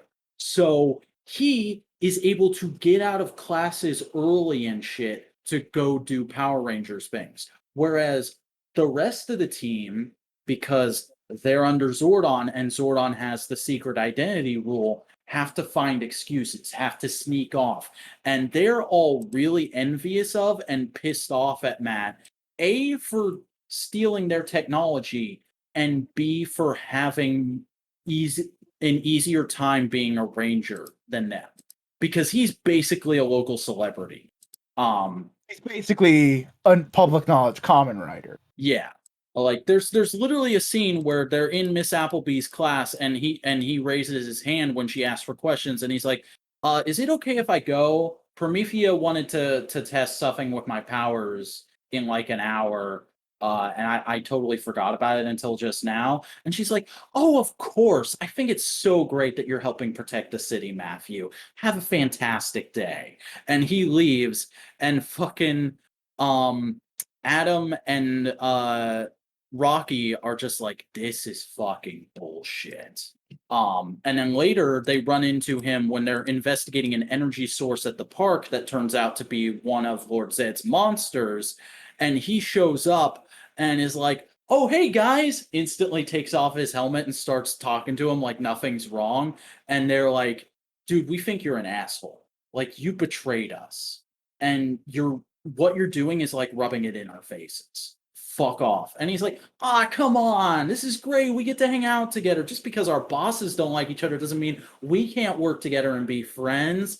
And then the monster attacks, and because it's the Power Rangers, they all get serious and go, it's all right, let's go fight. Then there's also some drama because when the Rangers are recalled to the command center after the fight, Billy doesn't come with them because Billy's the one who gave Promethea the information they needed to get access to the morphing grid, because he was friends with the founder of Promethea and he didn't realize what he was doing. He was tricked by them. And so Zordon's basically going, hey guys, so Alpha and I have been talking, and we're not going to take away Billy's powers. We're not going to fire him or anything just yet. But we just think it would be best if he didn't come to the command center for a little while. And everyone is like, I mean, we get it, but this really sucks. Is there any way around this? And right as they're talking about that, a character from the teaser shows up, and turns out he's an old friend of Zordon's. He's another Eltarian, but interestingly, he's wearing armor that's very similar to Goldar's. And he basically goes, "Yo, what's up, everybody? I'm so and so. I know Zordon from back when he had a corporeal form. Like I'm kind of his mentor." Because he was just a kid when I met him, and we've been on a bunch of adventures together, and I'm super awesome. And they're like, wow, The that's ancient one to his Doctor Strange. yeah. And he's like, and the Rangers are like, okay, this is cool. Well, why the hell are you here? And he goes, to the point as always, Aisha Taylor. But you are correct to be concerned. My reasons for coming are not social. The first is to secure the release of my guardian, Zalea. That's the other Eltarian that's captured by Lord Zed. The Altarians are fish people, right? No, they're the fucking Blue Man. Who are the fish people? That's the Aquatarians. Okay. But the second is to finally engage in an official alliance between Earth and Eltar. It's time to bring you into the fold, Power Rangers. Essentially implying that regardless of what's going on with the Omega Rangers, in Mighty Morphin, this guy wants to bring Earth into the galactic conversation. Right. And I'm thinking one of two things is going to happen here. Either this guy is a secret douchebag, or they're literally going to do that. Or he's going to get killed, and that's going to be what doesn't make it happen. But overall, or third option. Okay. They start a secret organization that starts building up the foundations for SPD and Time Force. That would be cool. That's what people were theorizing Promethea was going to be when it was first introduced, because their base literally looks like the Lightspeed Aqua base was merged with Terra Venture. Here's the thing. Are Promethea shown as out-and-out bad guys, or are they just kind of like, we're trying to do good just with different methods? The second one. Then the whole arc is plainly obvious. It's all these people going like, blah, blah, blah, blah, arguing with each other, and basically all the Power Rangers, Matt included, just go like, yo, shut the fuck up. Mm-hmm. We're a bunch of teenagers. We have youthful optimism. Grow a pair, be adults, take responsibility, and just work together. And all the adults in the room just look at each other and go like, fuck, the kids are right. How many times are we going to have to fuck up before everybody does what they were always going to have to do and sit down and talk? And then basically Promethea becomes the Earth-based stuff and all that kind of stuff. And then Zordon and the other dude basically build up all the spacey stuff. Mm-hmm. But yeah, no, this was a great issue. Like, I know people don't like... A lot of Power Rangers fans have kind of fallen out with the comics because they don't like how much universe building of their own they're doing. They wish they would play with more stuff from the shows. And like, I can vibe with that. I agree to somewhat extent, but all of this is really cool and it gets me excited to read more. And it's not holding my hand, but there's enough context clues that even though I've missed like almost 2 years worth of comics, I don't feel like there's anything here that I need to go back and read in order to understand this issue. That's always the best thing to do with comics. Remember what Stan Lee said, every comic is someone's first comic. It's real damn good. I would highly recommend Mighty Morphin #9. See, I think that's just the way Hasbro likes to build their brands. It's just like everything just kind of does its own thing. You'll find the one thing you like and you'll just stick with it. Whatever. Like, I like this thing.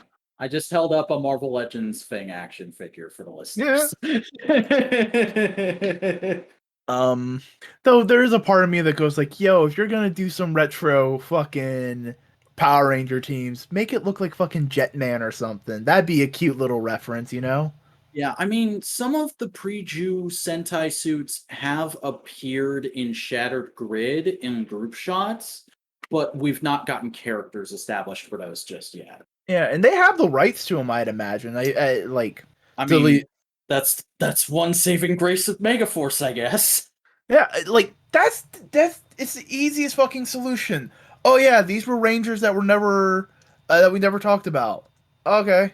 Like fellow modular media member Buster Core is currently gearing up to do a video on the Power Rangers comics, or at least the first era of them up till the end of Go Go and Mighty Morphin Power Are they still being Rangers. published by Boom, or are they being published by IDW now? They're still being published by Boom. We Okay, have because I no know idea ID when or if that contract is set to run out. because IDW is co-owned by Hasbro. Yeah. But Buster was doing this video and they asked for feedback, basically saying, like, hey, what's something you like about the comics and what's something you don't like about the comics?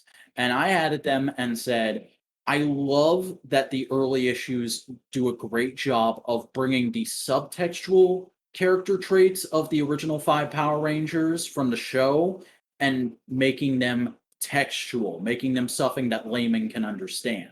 But I wish we would do that with more casts.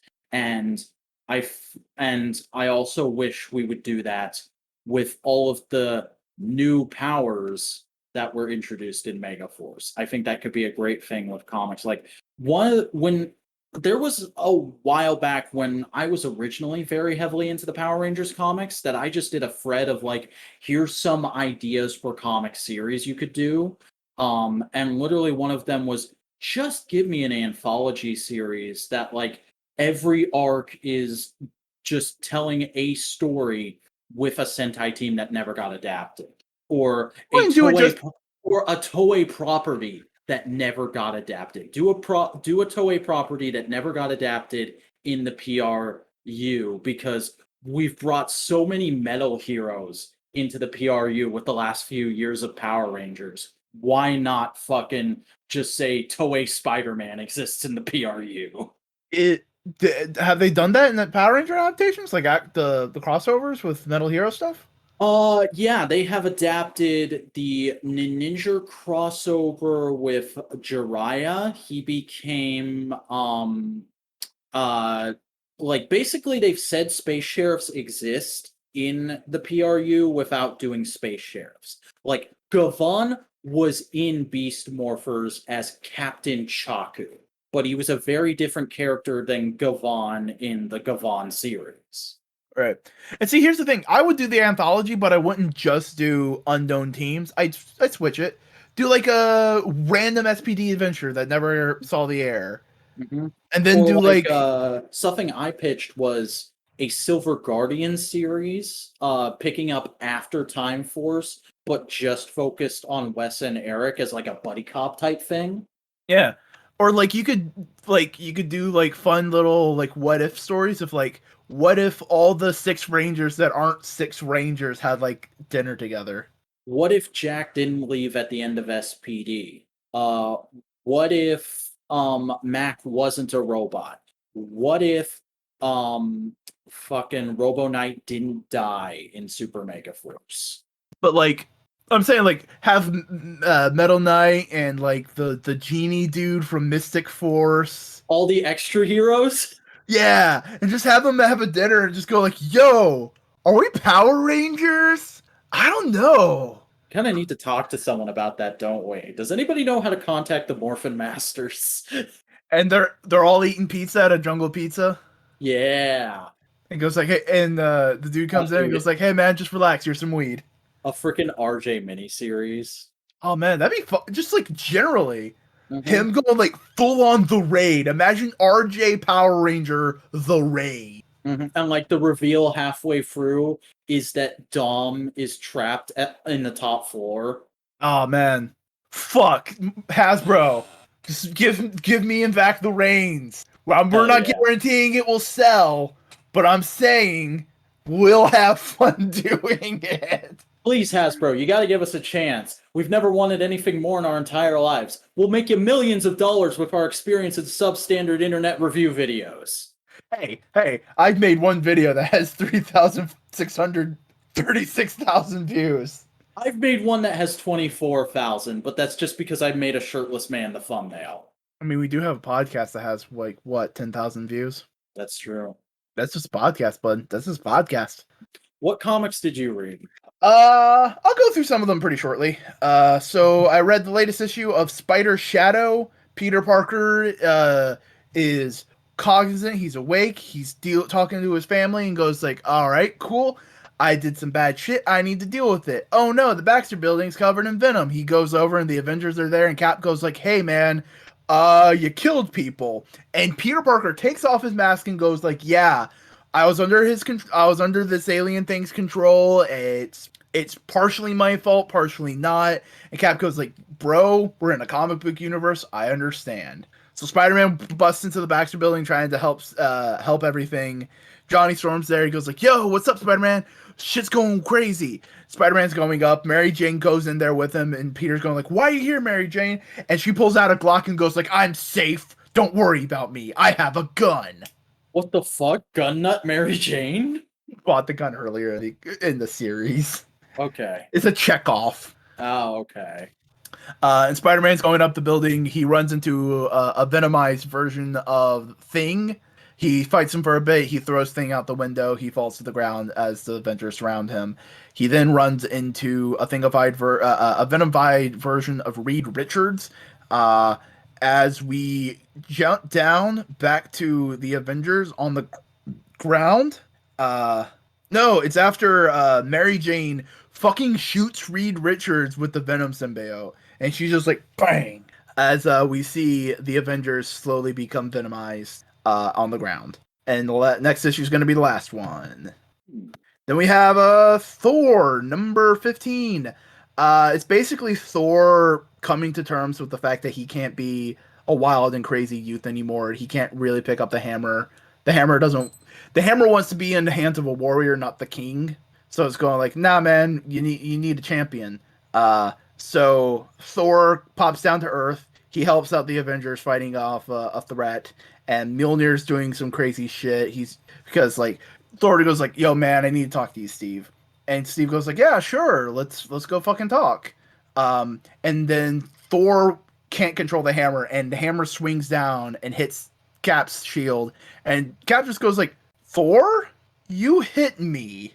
And Thor just goes like, "I'm sorry, I'm losing control. I just need to talk to you because I trust you." All right. And basically Thor asks, "Hey, what was the last thing we did? What was the last thing we did?"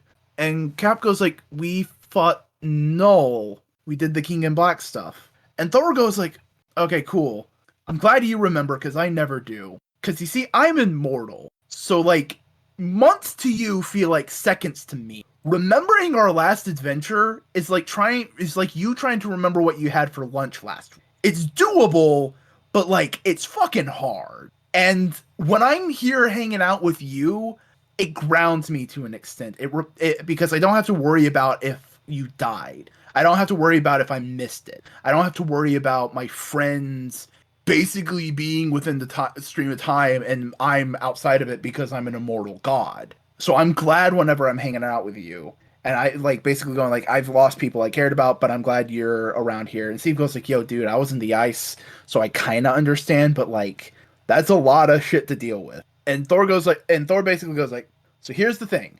I'm not a soldier anymore. I'm not a warrior. I'm a king. I have to be the king of Asgard."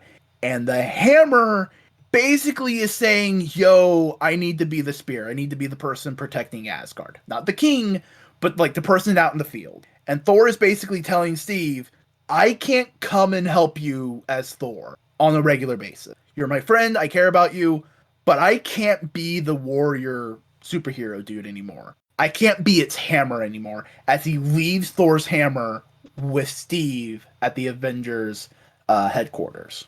Is Steve going to be the new Thor or not going to be the new Thor? Here's the thing. Everyone else in the world can pick up Thor's hammer. The only person who's not being able to pick it up right now is Thor himself.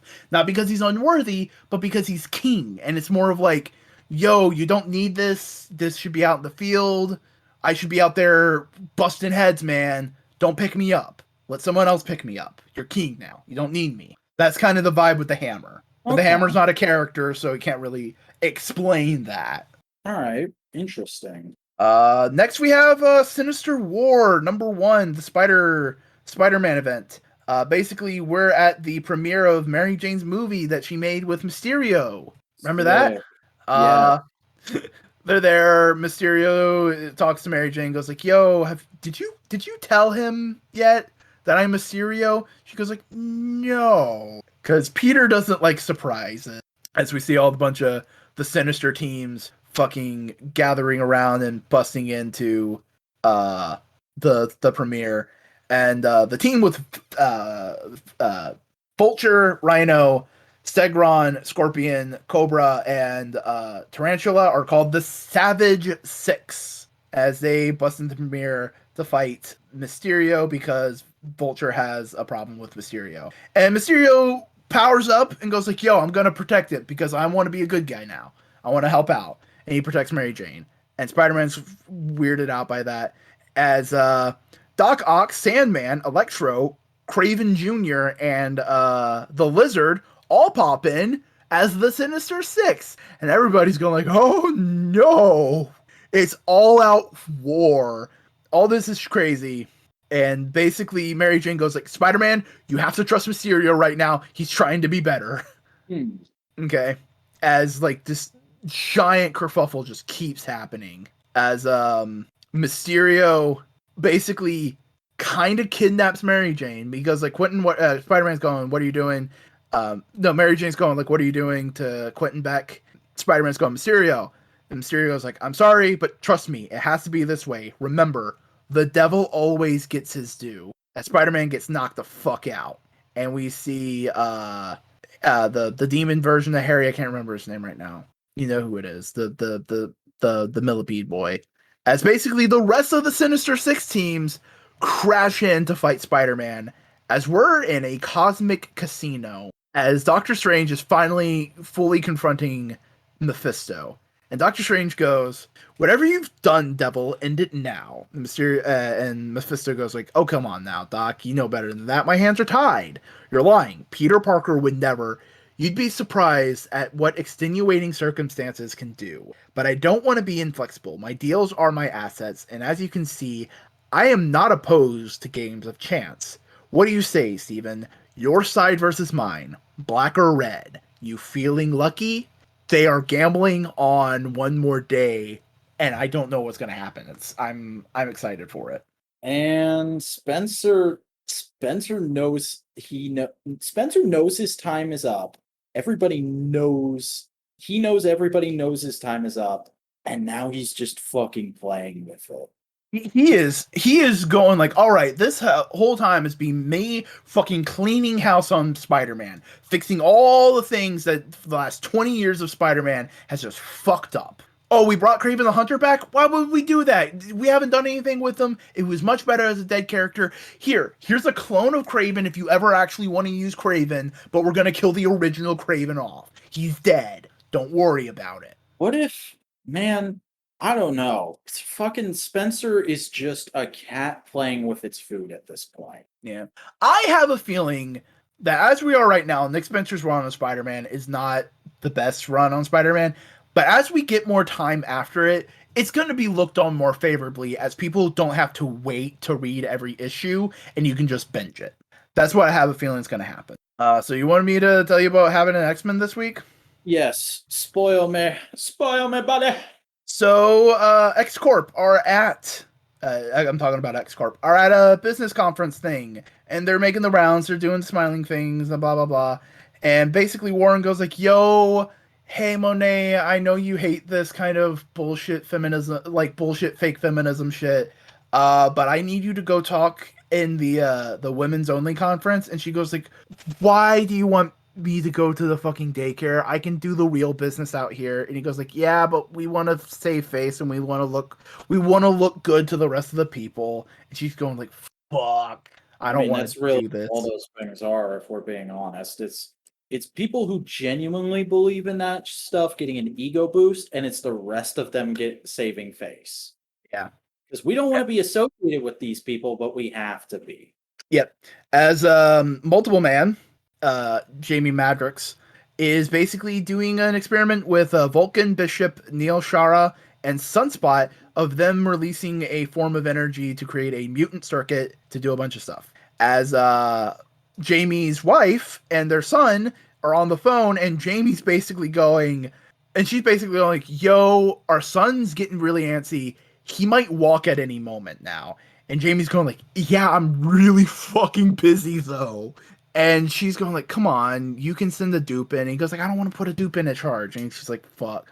So Jamie goes like, "All right, cool." He makes a dupe and goes like, "All right, I want you to go there, be Jamie, have fun, and come back here alive so I can absorb you and get those memories because I want those memories. I want to be there. It's just this is also very important and I have to be in two places at once." So he does the whole thing, and Monet is talking to the human from a couple issues ago who dealt with the Struckers, and they're basically very like she's going like, "Yo, you shouldn't deal with the Struckers," and she's going like, "Yeah, but like I was under the impression that they were mutants just as big much as you, and I can do business as much as I want, you know." As things are going haywire at the lab, uh, and basically Jamie, something goes wrong, and the duplicate that went and saw his kid walk got killed, so he can't absorb those memories, and he's sad. All the while, the human woman who basically does something to Monet to make her powers go out of control. And Monet's just going like, "Yo, I have too much control over myself, so I'm not gonna attack you. But fuck you for doing this. Fuck you for doing this. Also, fuck you for like ignoring what I'm telling you. You don't want to fucking deal with the Struckers. You don't want to trigger me. You don't want to deal with the Fenris. You don't want to deal with anything." And she basically goes like, "Okay, here's the business proposal. Lose their number. You don't want to deal with the Struckers. They're Nazis." She doesn't say they're Nazis, but I'm saying they're Nazis. And she basically points out that there's some mutants who don't want their powers and that whole like some mutants don't want to be mutants. And she basically drugs Monet as she busts out through the roof, and we don't see what happens to her. All the while, the whole big thing that the X Corp was trying to promote this whole event was basically X Corp telecommunications. They're trying to make their own cell phone network thing, and it doesn't work. Like something fucked up. So now they're on stage and everything's not working. So very, very business, very, very dry kind of comic. If you are not into that kind of comic book, you will not enjoy it. Yeah, that's everything I've heard about X Corp so far. Is that like it's really dry, and even if you like all the ones, this is the one you're gonna like the least. So I'm kind of dreading getting to it, but also like there's a part of me that kind of hopes like I'm the one person that loves X Corp. I like X Corp. I dig it. It's just like you have to kind of read it twice to get all the political bullshit. Yeah. All the while in Excalibur, the team Excalibur brought Beast in to Otherworld to do some tests on some dirt. While some sheriffs around that area basically go like, "Hey, don't steal that dirt. There's a lot of precious metals in that dirt, and it can be a lot of things. Don't steal it." And Beast goes like, "I'm not stealing it. I'm just making a data recording of it right here. I'm not taking any dirt. I just want the data." And Sheriff Lady goes like, "All right, cool. Have fun, be safe. Howdy, Captain Britain. Do all that kind of stuff." As we see Pete Wisdom being reincarnated, being brought back. He comes out and basically fucking Brian Braddock's wife, I can't remember her name right now, is there when he wakes up and he's going like, "Hey, what's going on? Who killed me?" And she goes like, "Pete, I'm sorry. It was the ambassador. England killed you. I'm sorry, Pete, darling."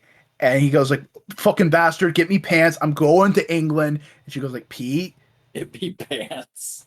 Pete, you can't come here, darling. They sacrificed you to resurrect Morgan Le Fay. They're tearing down all the UK gate. We can't go there anymore." As Pete is heartbroken. Because remember, he didn't want to go to Krakoa because it was like, "No, England's my home. I love England. I don't want to leave here." And now he can't go to England. They That rejected him. sucks. That fucking sucks, honestly. And like full on, it's almost Pieta, the image that they gave Pete Wisdom. You know what the Pieta is, right? I I might, but I don't remember it at the moment. It's the statue of Mary holding a full size adult Jesus. Oh yeah, okay, I get it now that I'm looking at this panel. But you see what I'm saying? Like, he is heartbroken, and it's very visceral for him. As we are in Otherworld meeting at the Starlight Citadel with Captain Britain and Saturnine, as Merlin basically goes, "Alright, all y'all fucked. What the fuck you doing? Braddock family, I was behind you all this time, and now a fucking witch breed is Captain Britain? What the fuck? Come on now. Fuck you." That's funny because I haven't met Marvel Comics Merlin yet. I haven't read anything with him in it yet. He seems like Yeah. a interesting fellow. And basically, Jamie Braddock is going like, "Hey, how'd you lose the whole Magistrate of the Multiverse thing on Universal Guardian? How did you tell us real slow how you fucked up?" And basically, all the otherworld people are going like, "Yeah, we're dealing with these kind of things. Well, whatever, all this kind of stuff." And Saturday, oh shit, all my windows popped down because I brushed my trackpad a little weird. And basically Saturday goes like, "Okay, so Betsy, what are you planning on doing?" And Betsy goes like, "I don't have a full plan yet. We're figuring it out." And he goes like, "Yo, I don't wait. Like, actually tell me a plan. I want to work together." And Betsy goes like, "You are actually being strangely polite. What's up?" And Saturday goes like, "Yeah, I may not want you as Captain Britain, but I have you, and I need to work with you somewhat." And she goes like, "All right, cool. I'm gonna work with Excalibur to do something." And she goes like, "All right, thank you, Captain Britain. Was that so hard?" And like, it's showing like she's willing to play ball. She's pissed, but she's willing to play ball with Saturnine. As Pete Wisdom is basically on the Braddock Isle where I can't remember his name. The Terrakinesis dude on Excalibur, the dude who controls Earth. Richter. The island Richter made off the coast of England. Pete's on there. He's just staring longingly at England. Drunk. He's hanging out in Krakoa. He's just going like, "Okay, this is my life now." As Excalibur basically break into Merlin's house and free all the fairies that he kidnapped. And he's going like, "All right, cool. Y'all broke into my house, and before I'd be magnanimous and I'd let you go and I take you as prisoner, but now I changed my mind. I'm just gonna kill y'all." As Richter just basically helps them escape on a train, as Pete Wisdom is basically like getting a list of people and getting all these things and getting proof, and he goes to the resurrection chamber and goes like, and Goldball's going like, "All right, here's the 4 people you wanted. I don't think anybody knew they were mutants. But we looked through their cerebral files. Yep, they had all the stuff. So, yeah, here they are. It's time to wake them up." As Pete Wisdom wakes them up, and he just goes, "Welcome, my old friends. You may be shocked to be waking up here, but me catch you up. The psychic powers you have displayed since your days in British intelligence have been a result of your mutant X gene. Mutants like us come back from the dead now, and mutants like us can never go home to the UK, the nation we served. Some of us with our lives has cast our kind out, but let's make sure they regret it. Let's get to work. Strike." Sick. Pete Wisdom is making Krakoa shield. Sick. And I guess all the people they resurrected were like old characters from stuff. As Merlin fucking unleashes a cage, and you see this ginger dude with a beard, and he's just going like, what's going on?" And Merlin just pokes his forehead and goes like, "I am Merlin. Do you remember now? Yeah. Then remember who you are. I am Arthur. As in King Arthur." Yeah, that's the end of the issue. Holy shit, dude. That's still Gary Duggan, right? I think so, yeah. Or I'm sorry, Jerry Dugan. I was corrected on the pronunciation on a previous episode of this show. I still believe so. But we also have 4th issue of Way of X, which is slowly really becoming one of my favorite issues. Everything you've said about it makes it sound amazing. We open it up with Legion and Nightcrawler basically listening to the Long Woman tell them a story about like pain and revenge and all that kind of stuff, and they're going like, "Is this a metaphor? Are you trying to tell us that Fabian Cortez fucked you over once, and that's why you were pissed? Is that the seed of anger that caused that whole thing to happen? Uh, and basically Legion goes like, okay, is there anything we can do about this? And Nightcrawler goes like, no, we're wiped clean. Can't really punish him. And Legion's going like, yeah, but we have the hole and Sabretooth win it before it.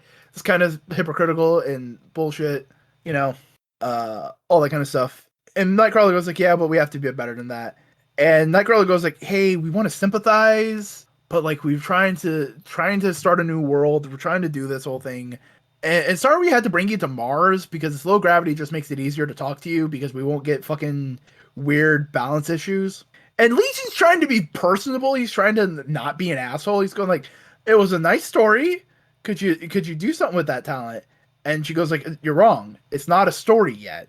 Stories must have ending. And Nightcrawler and Legion are just going like, oh, this is a warning. She's warning.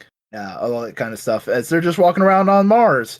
As we see Soraya, Dust, classic X-Men character, comes into Mars and they're going like, hey, what are you doing here? And she goes like, yo, all those Omega mutants, they fucked up hard. There's something they didn't take into consideration. Oh, what? Well, there's a bunch of tides. And they're going like, but the moons aren't heavy enough to deal with any of the water. Oh, not water tides. As a giant storm cloud of sand comes rushing over them as Dust absorbs it to control it. As she goes like, yo, they fucked up. They didn't take in consideration this shit. Well, that's only slightly frightening. Yeah. And it's just showcasing that Krakoa is good for mutants, but it's making them sloppy. It's making them like untether from like the human spirit kind of thing. They're not taking consideration. They're not being deliberate. They're not doing that kind of stuff. As Legion goes like, all right, cool. I gotta go do a thing. I have an appointment. As we show up in Central Park, New York, as the new Gorgon who got resurrected after Ten of Swords. It's a different. Remember, if you die in another world, you come back a little different. So this guy seems like he's a Gorgon with a lot of fucking anxiety. He's a kinder character, you know. So so Nightcrawler shows up in Central Park, and Fabian Cortez is there and goes like, "Yo, I'm a dick. I've basically pumped up his telepathy so much that he can hear everybody in a square mile. He's going crazy. I want to see what happens. I want to see him either kill someone or take off his mask and turn him to stone. I just want to see what happens." And Nightcrawler's going like, can you not? This is bad. Don't kill people. And he's going like, and Fabian's going like, I'm not killing anybody. We haven't killed anybody. I haven't broken any Krakoa law. I haven't done anything like that. He is pushing the boundaries. He's seeing what he can get away with, you know. As we show up at the Green Lagoon, the bar, as Professor Xavier is having dinner with Legion. Oof. And basically, like, Xavier's going like, I appreciate you coming, and Legion's going like, hey, don't be fucking weird, Dad. Don't be formal. I invited you here. Did you bring what I asked? And he goes like, yeah, here's a Krakoa seed. Can I ask what you need it for?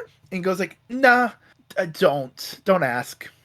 And he basically goes like, you're too invested in this place. You can't see what's going wrong. I can, and I'm trying to help you. But I can't tell you why. Because if I tell you, Onslaught will come. But I can't say that. Ooh. And we have this beautiful 9-page grid of Xavier and Legion just going back and forth and going, you never liked me much, David, did you?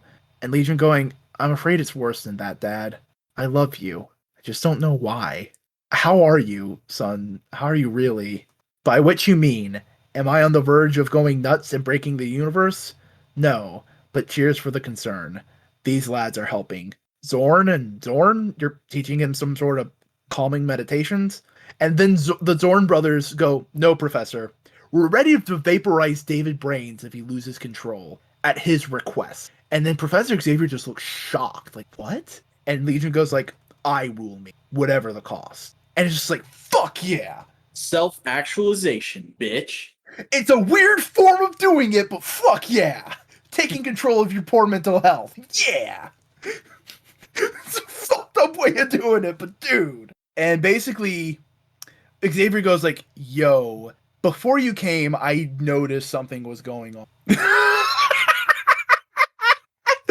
Oh, Buster just joined in the text chat of asking why the picture of Pete Wisdom I shared a few minutes ago was naked. But basically, Professor Xavier goes like, "Yo, I know what you're looking. I know you're looking for something, and I trust you. I feel it, but I I just want to know what's going on. I hate not being in the know." And Xavier just goes like, "Just tell me." And so he reads Legion's mind, and that unleashes Onslaught. Because the idea just pops into like, oh, Onslaught! Fuck! Oh shit. And then Legion just looks at the Zorn brothers and goes, bugger. Lads, all together now, as they nuke the bar. Everybody in the bar is dead. Skeleton. Oh my god. So let me just give you a small list of the people that are in the bar. Dazzler, Dr. Nefarious, Pixie, Blank, several other characters. Forge, I think, is in here. I mean, Blob is obviously there. It's his Bob fucking is bar. there. It's his bar. Fucking the Shadow King was in here. Like, no, that is Blob. That's not Shadow King. It's Blob. He was pulling out a shotgun. So do we think they're all gonna get resurrected in next issue? Probably, but like that's what Legion says that right after that. He goes like, better tell the resurrection crew to cancel their dinner plans, right? Mm.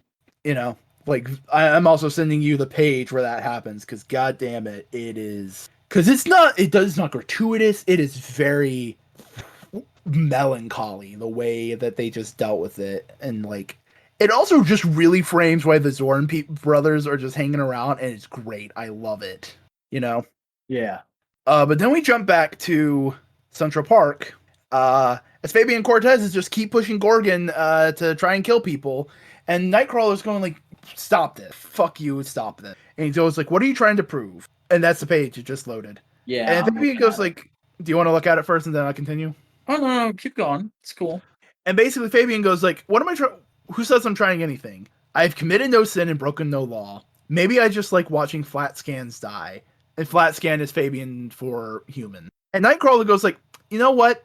There's always another way. You inexcusable little worm." As Nightcrawler teleports on top of the ice cream machine that had rose, and he falls into it in a pratfall. And he just keeps pratfalling like a clown. And he just does a comedy routine as Gorgon starts laughing because all the people surrounding him are laughing too. And now he's not thinking painful thoughts. Now he's not hearing painful thoughts. He's hearing laughter and happiness and cheer. So his anxiety is going down, and like he's able to take control of himself. And Fabian's pissed about this. He's like, "Yo, fuck you! Why'd you do this?" And Nightcrawler just teleports behind him and just punches him in the face. It's like, "Fuck you. We're going back to Krakoa." And he basically goes like, "I'm not taking you to the council." As he's holding Fabian by his shitty little ponytail and goes like, "No, you're going to do something even worse. You're going to have a meaningful conversation," as he brings him to fucking the Long Woman. Good. That's what that asshole deserves. As we are on Mars with the Long Woman, as Dust is continuously dealing with the clouds and all that kind of stuff. And he goes like, "That woman, people call her Dust. Horrible name. You know, she has no idea what she's really capable." And then one of the Zorn brothers go, "Do any of us, David? Do you?" Good questions. Let's just say I'm working on finding that out. You sure you want this? Here. Every seed grows a gate. Every gate opens a path that only mutants can walk. And right now, what mutants need more than anything is a place where the devil can't whisper in their ear. A sacred refuge. A temple. As Legion builds a place where Onslaught can't come on the surface of Mars, protected by his psychic energy and the Zorn brothers' unlimited power. Oh shit. We are building the mutant religion. Let's fucking go. But it's not a religion based on faith or belief in others. It's a religion based on like quietness and understanding of other people, which is like, yo, that's a religion you can actually get behind. Mm-hmm. It's not about following others. It's about listening to other people. It's listening to the person in front of you. It's the thing all religions claim to be about, but are actually in opposition towards. Oh, but yeah, no, Way of X is banging, and as you continue getting closer and closer to it, I cannot wait because, especially because you have a very distinct relationship with religious characters. Mm-hmm. I feel, and this is a very secular religious book. It's a very secular, like spiritual book for some reason. Like, you know what I mean? Yeah. I It's mean, not. like, I have always thought Nightcrawler is awesome because of how much trouble he has reconciling his religious beliefs. Oh, It's that's one of it's my favorite. also one of the reasons I really love Daredevil. It's one of my favorite character archetypes of like the religious man who struggles with his faith. Like like this is a little off topic, but my favorite moment in the entire fucking Netflix Daredevil show is that scene towards the end of season 1 after oh, what's his name, the beat reporter gets killed by Kingpin, and they're at his funeral, and the priest asks Matt, "How are you holding up?" And Matt says, "Like a good Catholic boy." And the priest says, "That bad, huh?" That's my favorite moment in that whole show. Yeah, yeah. This is fucking good. It's good shit. It's good shit. I will go ahead and warn you though. Um, the amount of X-Men catch up I got to do this week might be the amount I get to do every week going forward because of how much time I'm going to be losing to this new job I'm going into. Yeah, that's fair. I mean, 3 issues a week. That's they usually did 2 or 3 issues around that time, so it'll be a very slow style catch up, but you can catch up. Yeah. But before we move into the outro stuff, to throw it back to the toy segment real quick, I wanted to share with you something I found while you were talking about comics. A tweet from @MagicalGirlNoir on Twitter, which reads, "How big are robot toys going to get? Are they going to be as tall as a full-grown adult now? Where would you even display something like that?"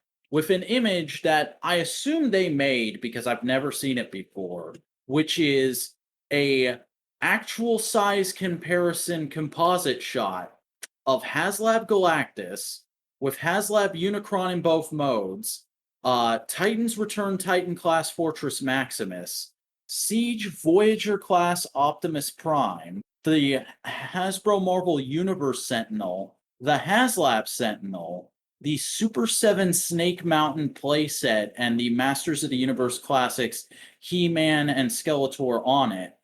The Hot Toys Blurg, the I forget what line it's from, but the 3 3/4 inch scale Star Wars Rancor, and a blank SH Figuarts body, and the gray prototype render for a upcoming third party Fortress Maximus, which I think comes up to my chest in its size.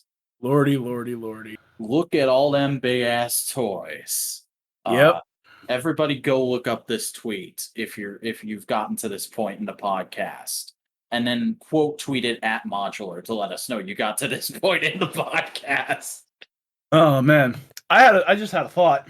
That'd be really cool to do.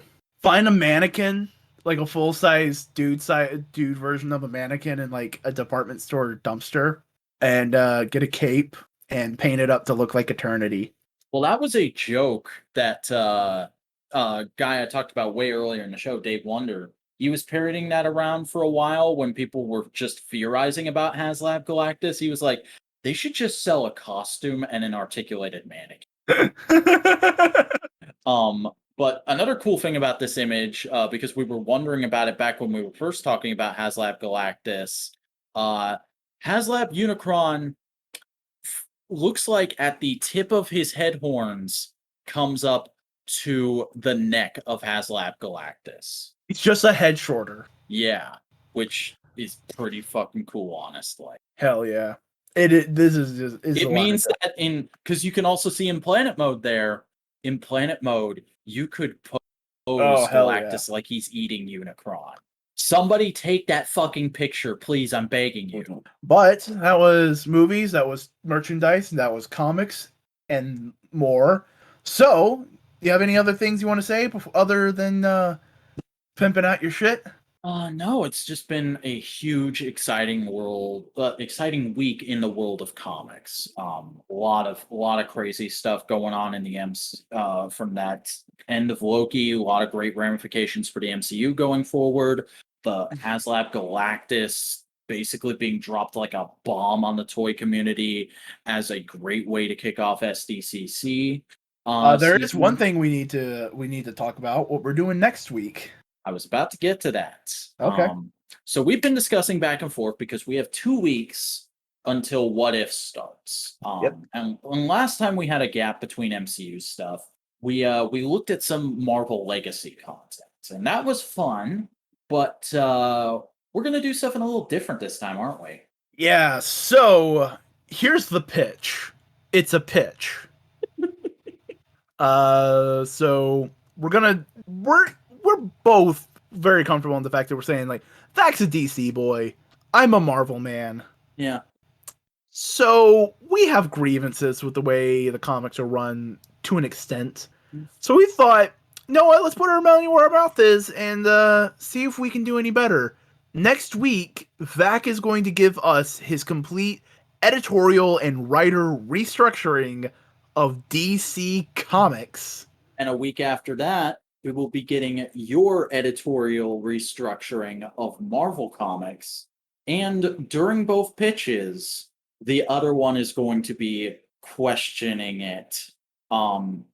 Basically, if you've ever heard of a little group called the Procrastinators, this is basically going to be doing one of their PCP Universe lectures each week with an audience of one. Yeah. But we're going to be pitching our ideas of how Marvel and DC Comics should be ran in our opinion. I have a feeling you're going to have a lot of changes. I'm probably going to be a little less overt. Let me go ahead and tease a little bit. I do have a lot of changes structurally, but in terms of theming, I'm playing into and advancing stuff that we've done in comics in the last couple decades. Right. It's fair enough. I think the best way to put it, mine is, it is season 2, essentially, of what current Marvel is. If current Marvel season 1, this is season 2. Interesting. You know, it less overt than that. This is season 70 fucking what, and those will be 70 next after. But like, you'll hear it in a couple weeks. You'll hear my Marvel method in a couple weeks, buds. And soon you'll hear my my DC direction. Was that ever a thing at DC? Was that ever like a thing they did? No, I just came up with that off the top of my head. Because Marvel method's an actual thing they did. Oh yeah, I want. Have you ever watched the video special "How to Draw Comics: The Marvel Method"? Yeah, I think I have. Me and my sister used to rent that from the library every once in a while. But in the meantime, tell the people where they can find you, what they can find you, how they can find you, and why they can find you. Hey everyone, I am the Vacuuminator, a YouTube toy reviewer, and you can find me at youtube.com/the Vacuuminator. That's spelled THEVACUUMINATOR. My latest review, when this goes up, will be the Star Wars The Black Series Deluxe Jar Jar Binks, a toy that even if you hate the character, I would highly recommend. It turned out to be a really good adult collector figure. And I've got some I've actually got, outside of the fact that I'm starting a new job this week, it's going to be kind of a monumental week for my channel. A lot of big moves and shakes going on, and we've already seen the beginning of that because I just had a brand refresh courtesy of my co-host here. A brand refresh. Oh, how exciting. Yeah. Do the logos look good? I'm very happy with them. I'm very happy with everything you designed for me, sir. And there's a little bit of it you can check out right now on Twitter, but I've got my regular Wednesday review going live, and you're going to be able to see more of it in that. And you might be able to see some more tomorrow, actually, if this does go live on Monday, like it usually does. And if it goes live any later than that, you might already be able to see some of that for reasons that I'm not going to say quite yet. But please do give my content a look at youtube.com/thevacuuminator. Follow me on Twitter at thevacuuminator for any random thoughts I have to send out into the ether. And follow me at _vacuuminator on Instagram for daily action figure photography. Bells to the bells to the yells. Hey, howdy, howdy. I'm Chris Boyne, writer Gaston. I make video essays and editorials, as well as some other content. Vac can see the other content right now. In fact, he's been seeing the other content the whole night. It looks What? spiffy. It What? it looks really dang spiffy. Y'all are Who'd gonna have, like it. who'd have fucking guessed, boys? Who'd have? Oh man. It's almost like this man has graphic design skills to the point of where I just hired him to do a bunch of graphic design work for me the other day. Well, don't ever say that in front of an actual graphic designer. That's like saying, "Oh yeah, no, Bob Dylan's a fucking great guitarist," and saying that in front of fucking like goddamn Van Halen. You mean the fucker who can play three chords? I guess, sure. But I make a variety of content on the internet. You will find out more of it sometime soon. Uh, Jesus Christ, I'm actually on the hamster wheel of making shit. It's partially because you just fucking go like, "Hey, can you make this for me in a week?" And I go like, sure." Well, I have that Yeah. program open. I might as well work on this other stuff too. Just gotta crack that whip, bud. Yeah. Actually, real quick, just on like a personal note, I've gotten a really good habit going down. Uh, I didn't do it today, which is a bad thing on my part, but it's been working pretty good, and I'll talk about it on the next episode of Modular Components. You should check that out. But if you want to follow me on Twitter, it's boingo_writer. If you want to follow me on Instagram, it's boingo_writer. And if you like this podcast and you're watching this on YouTube, hey, give us a like, give us a comment, subscribe to the channel so you can get this podcast and a couple others, including but not limited to Modular Media Wrestling Podcast, where me and Vac here talk about the professional wrestling we liked in the week, which is more likely than not AEW. We also have Modular Components, where me, Vac, Cody, Buster, and whoever else we want to invite for the week. We haven't invited any guests, but we can. It's a possibility. It's our show. We just talk about shit that we did in the week. It's cool. It's fun. It's happenings. All pretty cromulent content we got. Be there. Don't be square. And then we have a fourth podcast. Hey, V Dog, V Bro, V Hominin. Tell the people about that podcast. Hey everyone, if you enjoyed hearing me talk about Mighty Morphin number 9 for about 10 minutes, I want to say that was, you will probably enjoy listening to Twit, or This Week in Tokusatsu, with myself and Miriam of Buster Core, fellow member of Modular Media. And that's a show where we talk about the wonderful world of live action Japanese special effects entertainment. Stuff like Power Rangers, stuff like Ultraman, stuff like Kamen Rider and Super Sentai, anything that fits within that. If it's had a new release or there's been some news about it within the week, we're going to talk about it on Twit. So definitely go ahead and check that show out. It releases every Tuesday. Hells bells. And if you're listening to this on a podcasting platform of your choice, then why don't you give us a follow there? And tell people about the podcast. It's the best way to help us out. And if you're on like Apple, hey, give us a review. If you're on anywhere you can give a review for a podcast, hey, drop it. Just tell us what you think. Yeah, I was actually I was listening to the new episode of the Major Pod today because it comes out on Friday. We record this show on Saturday. And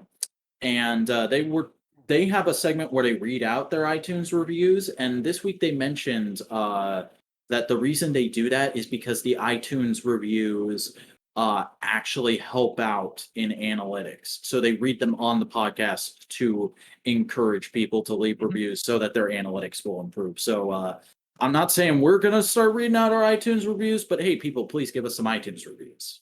Hell yeah.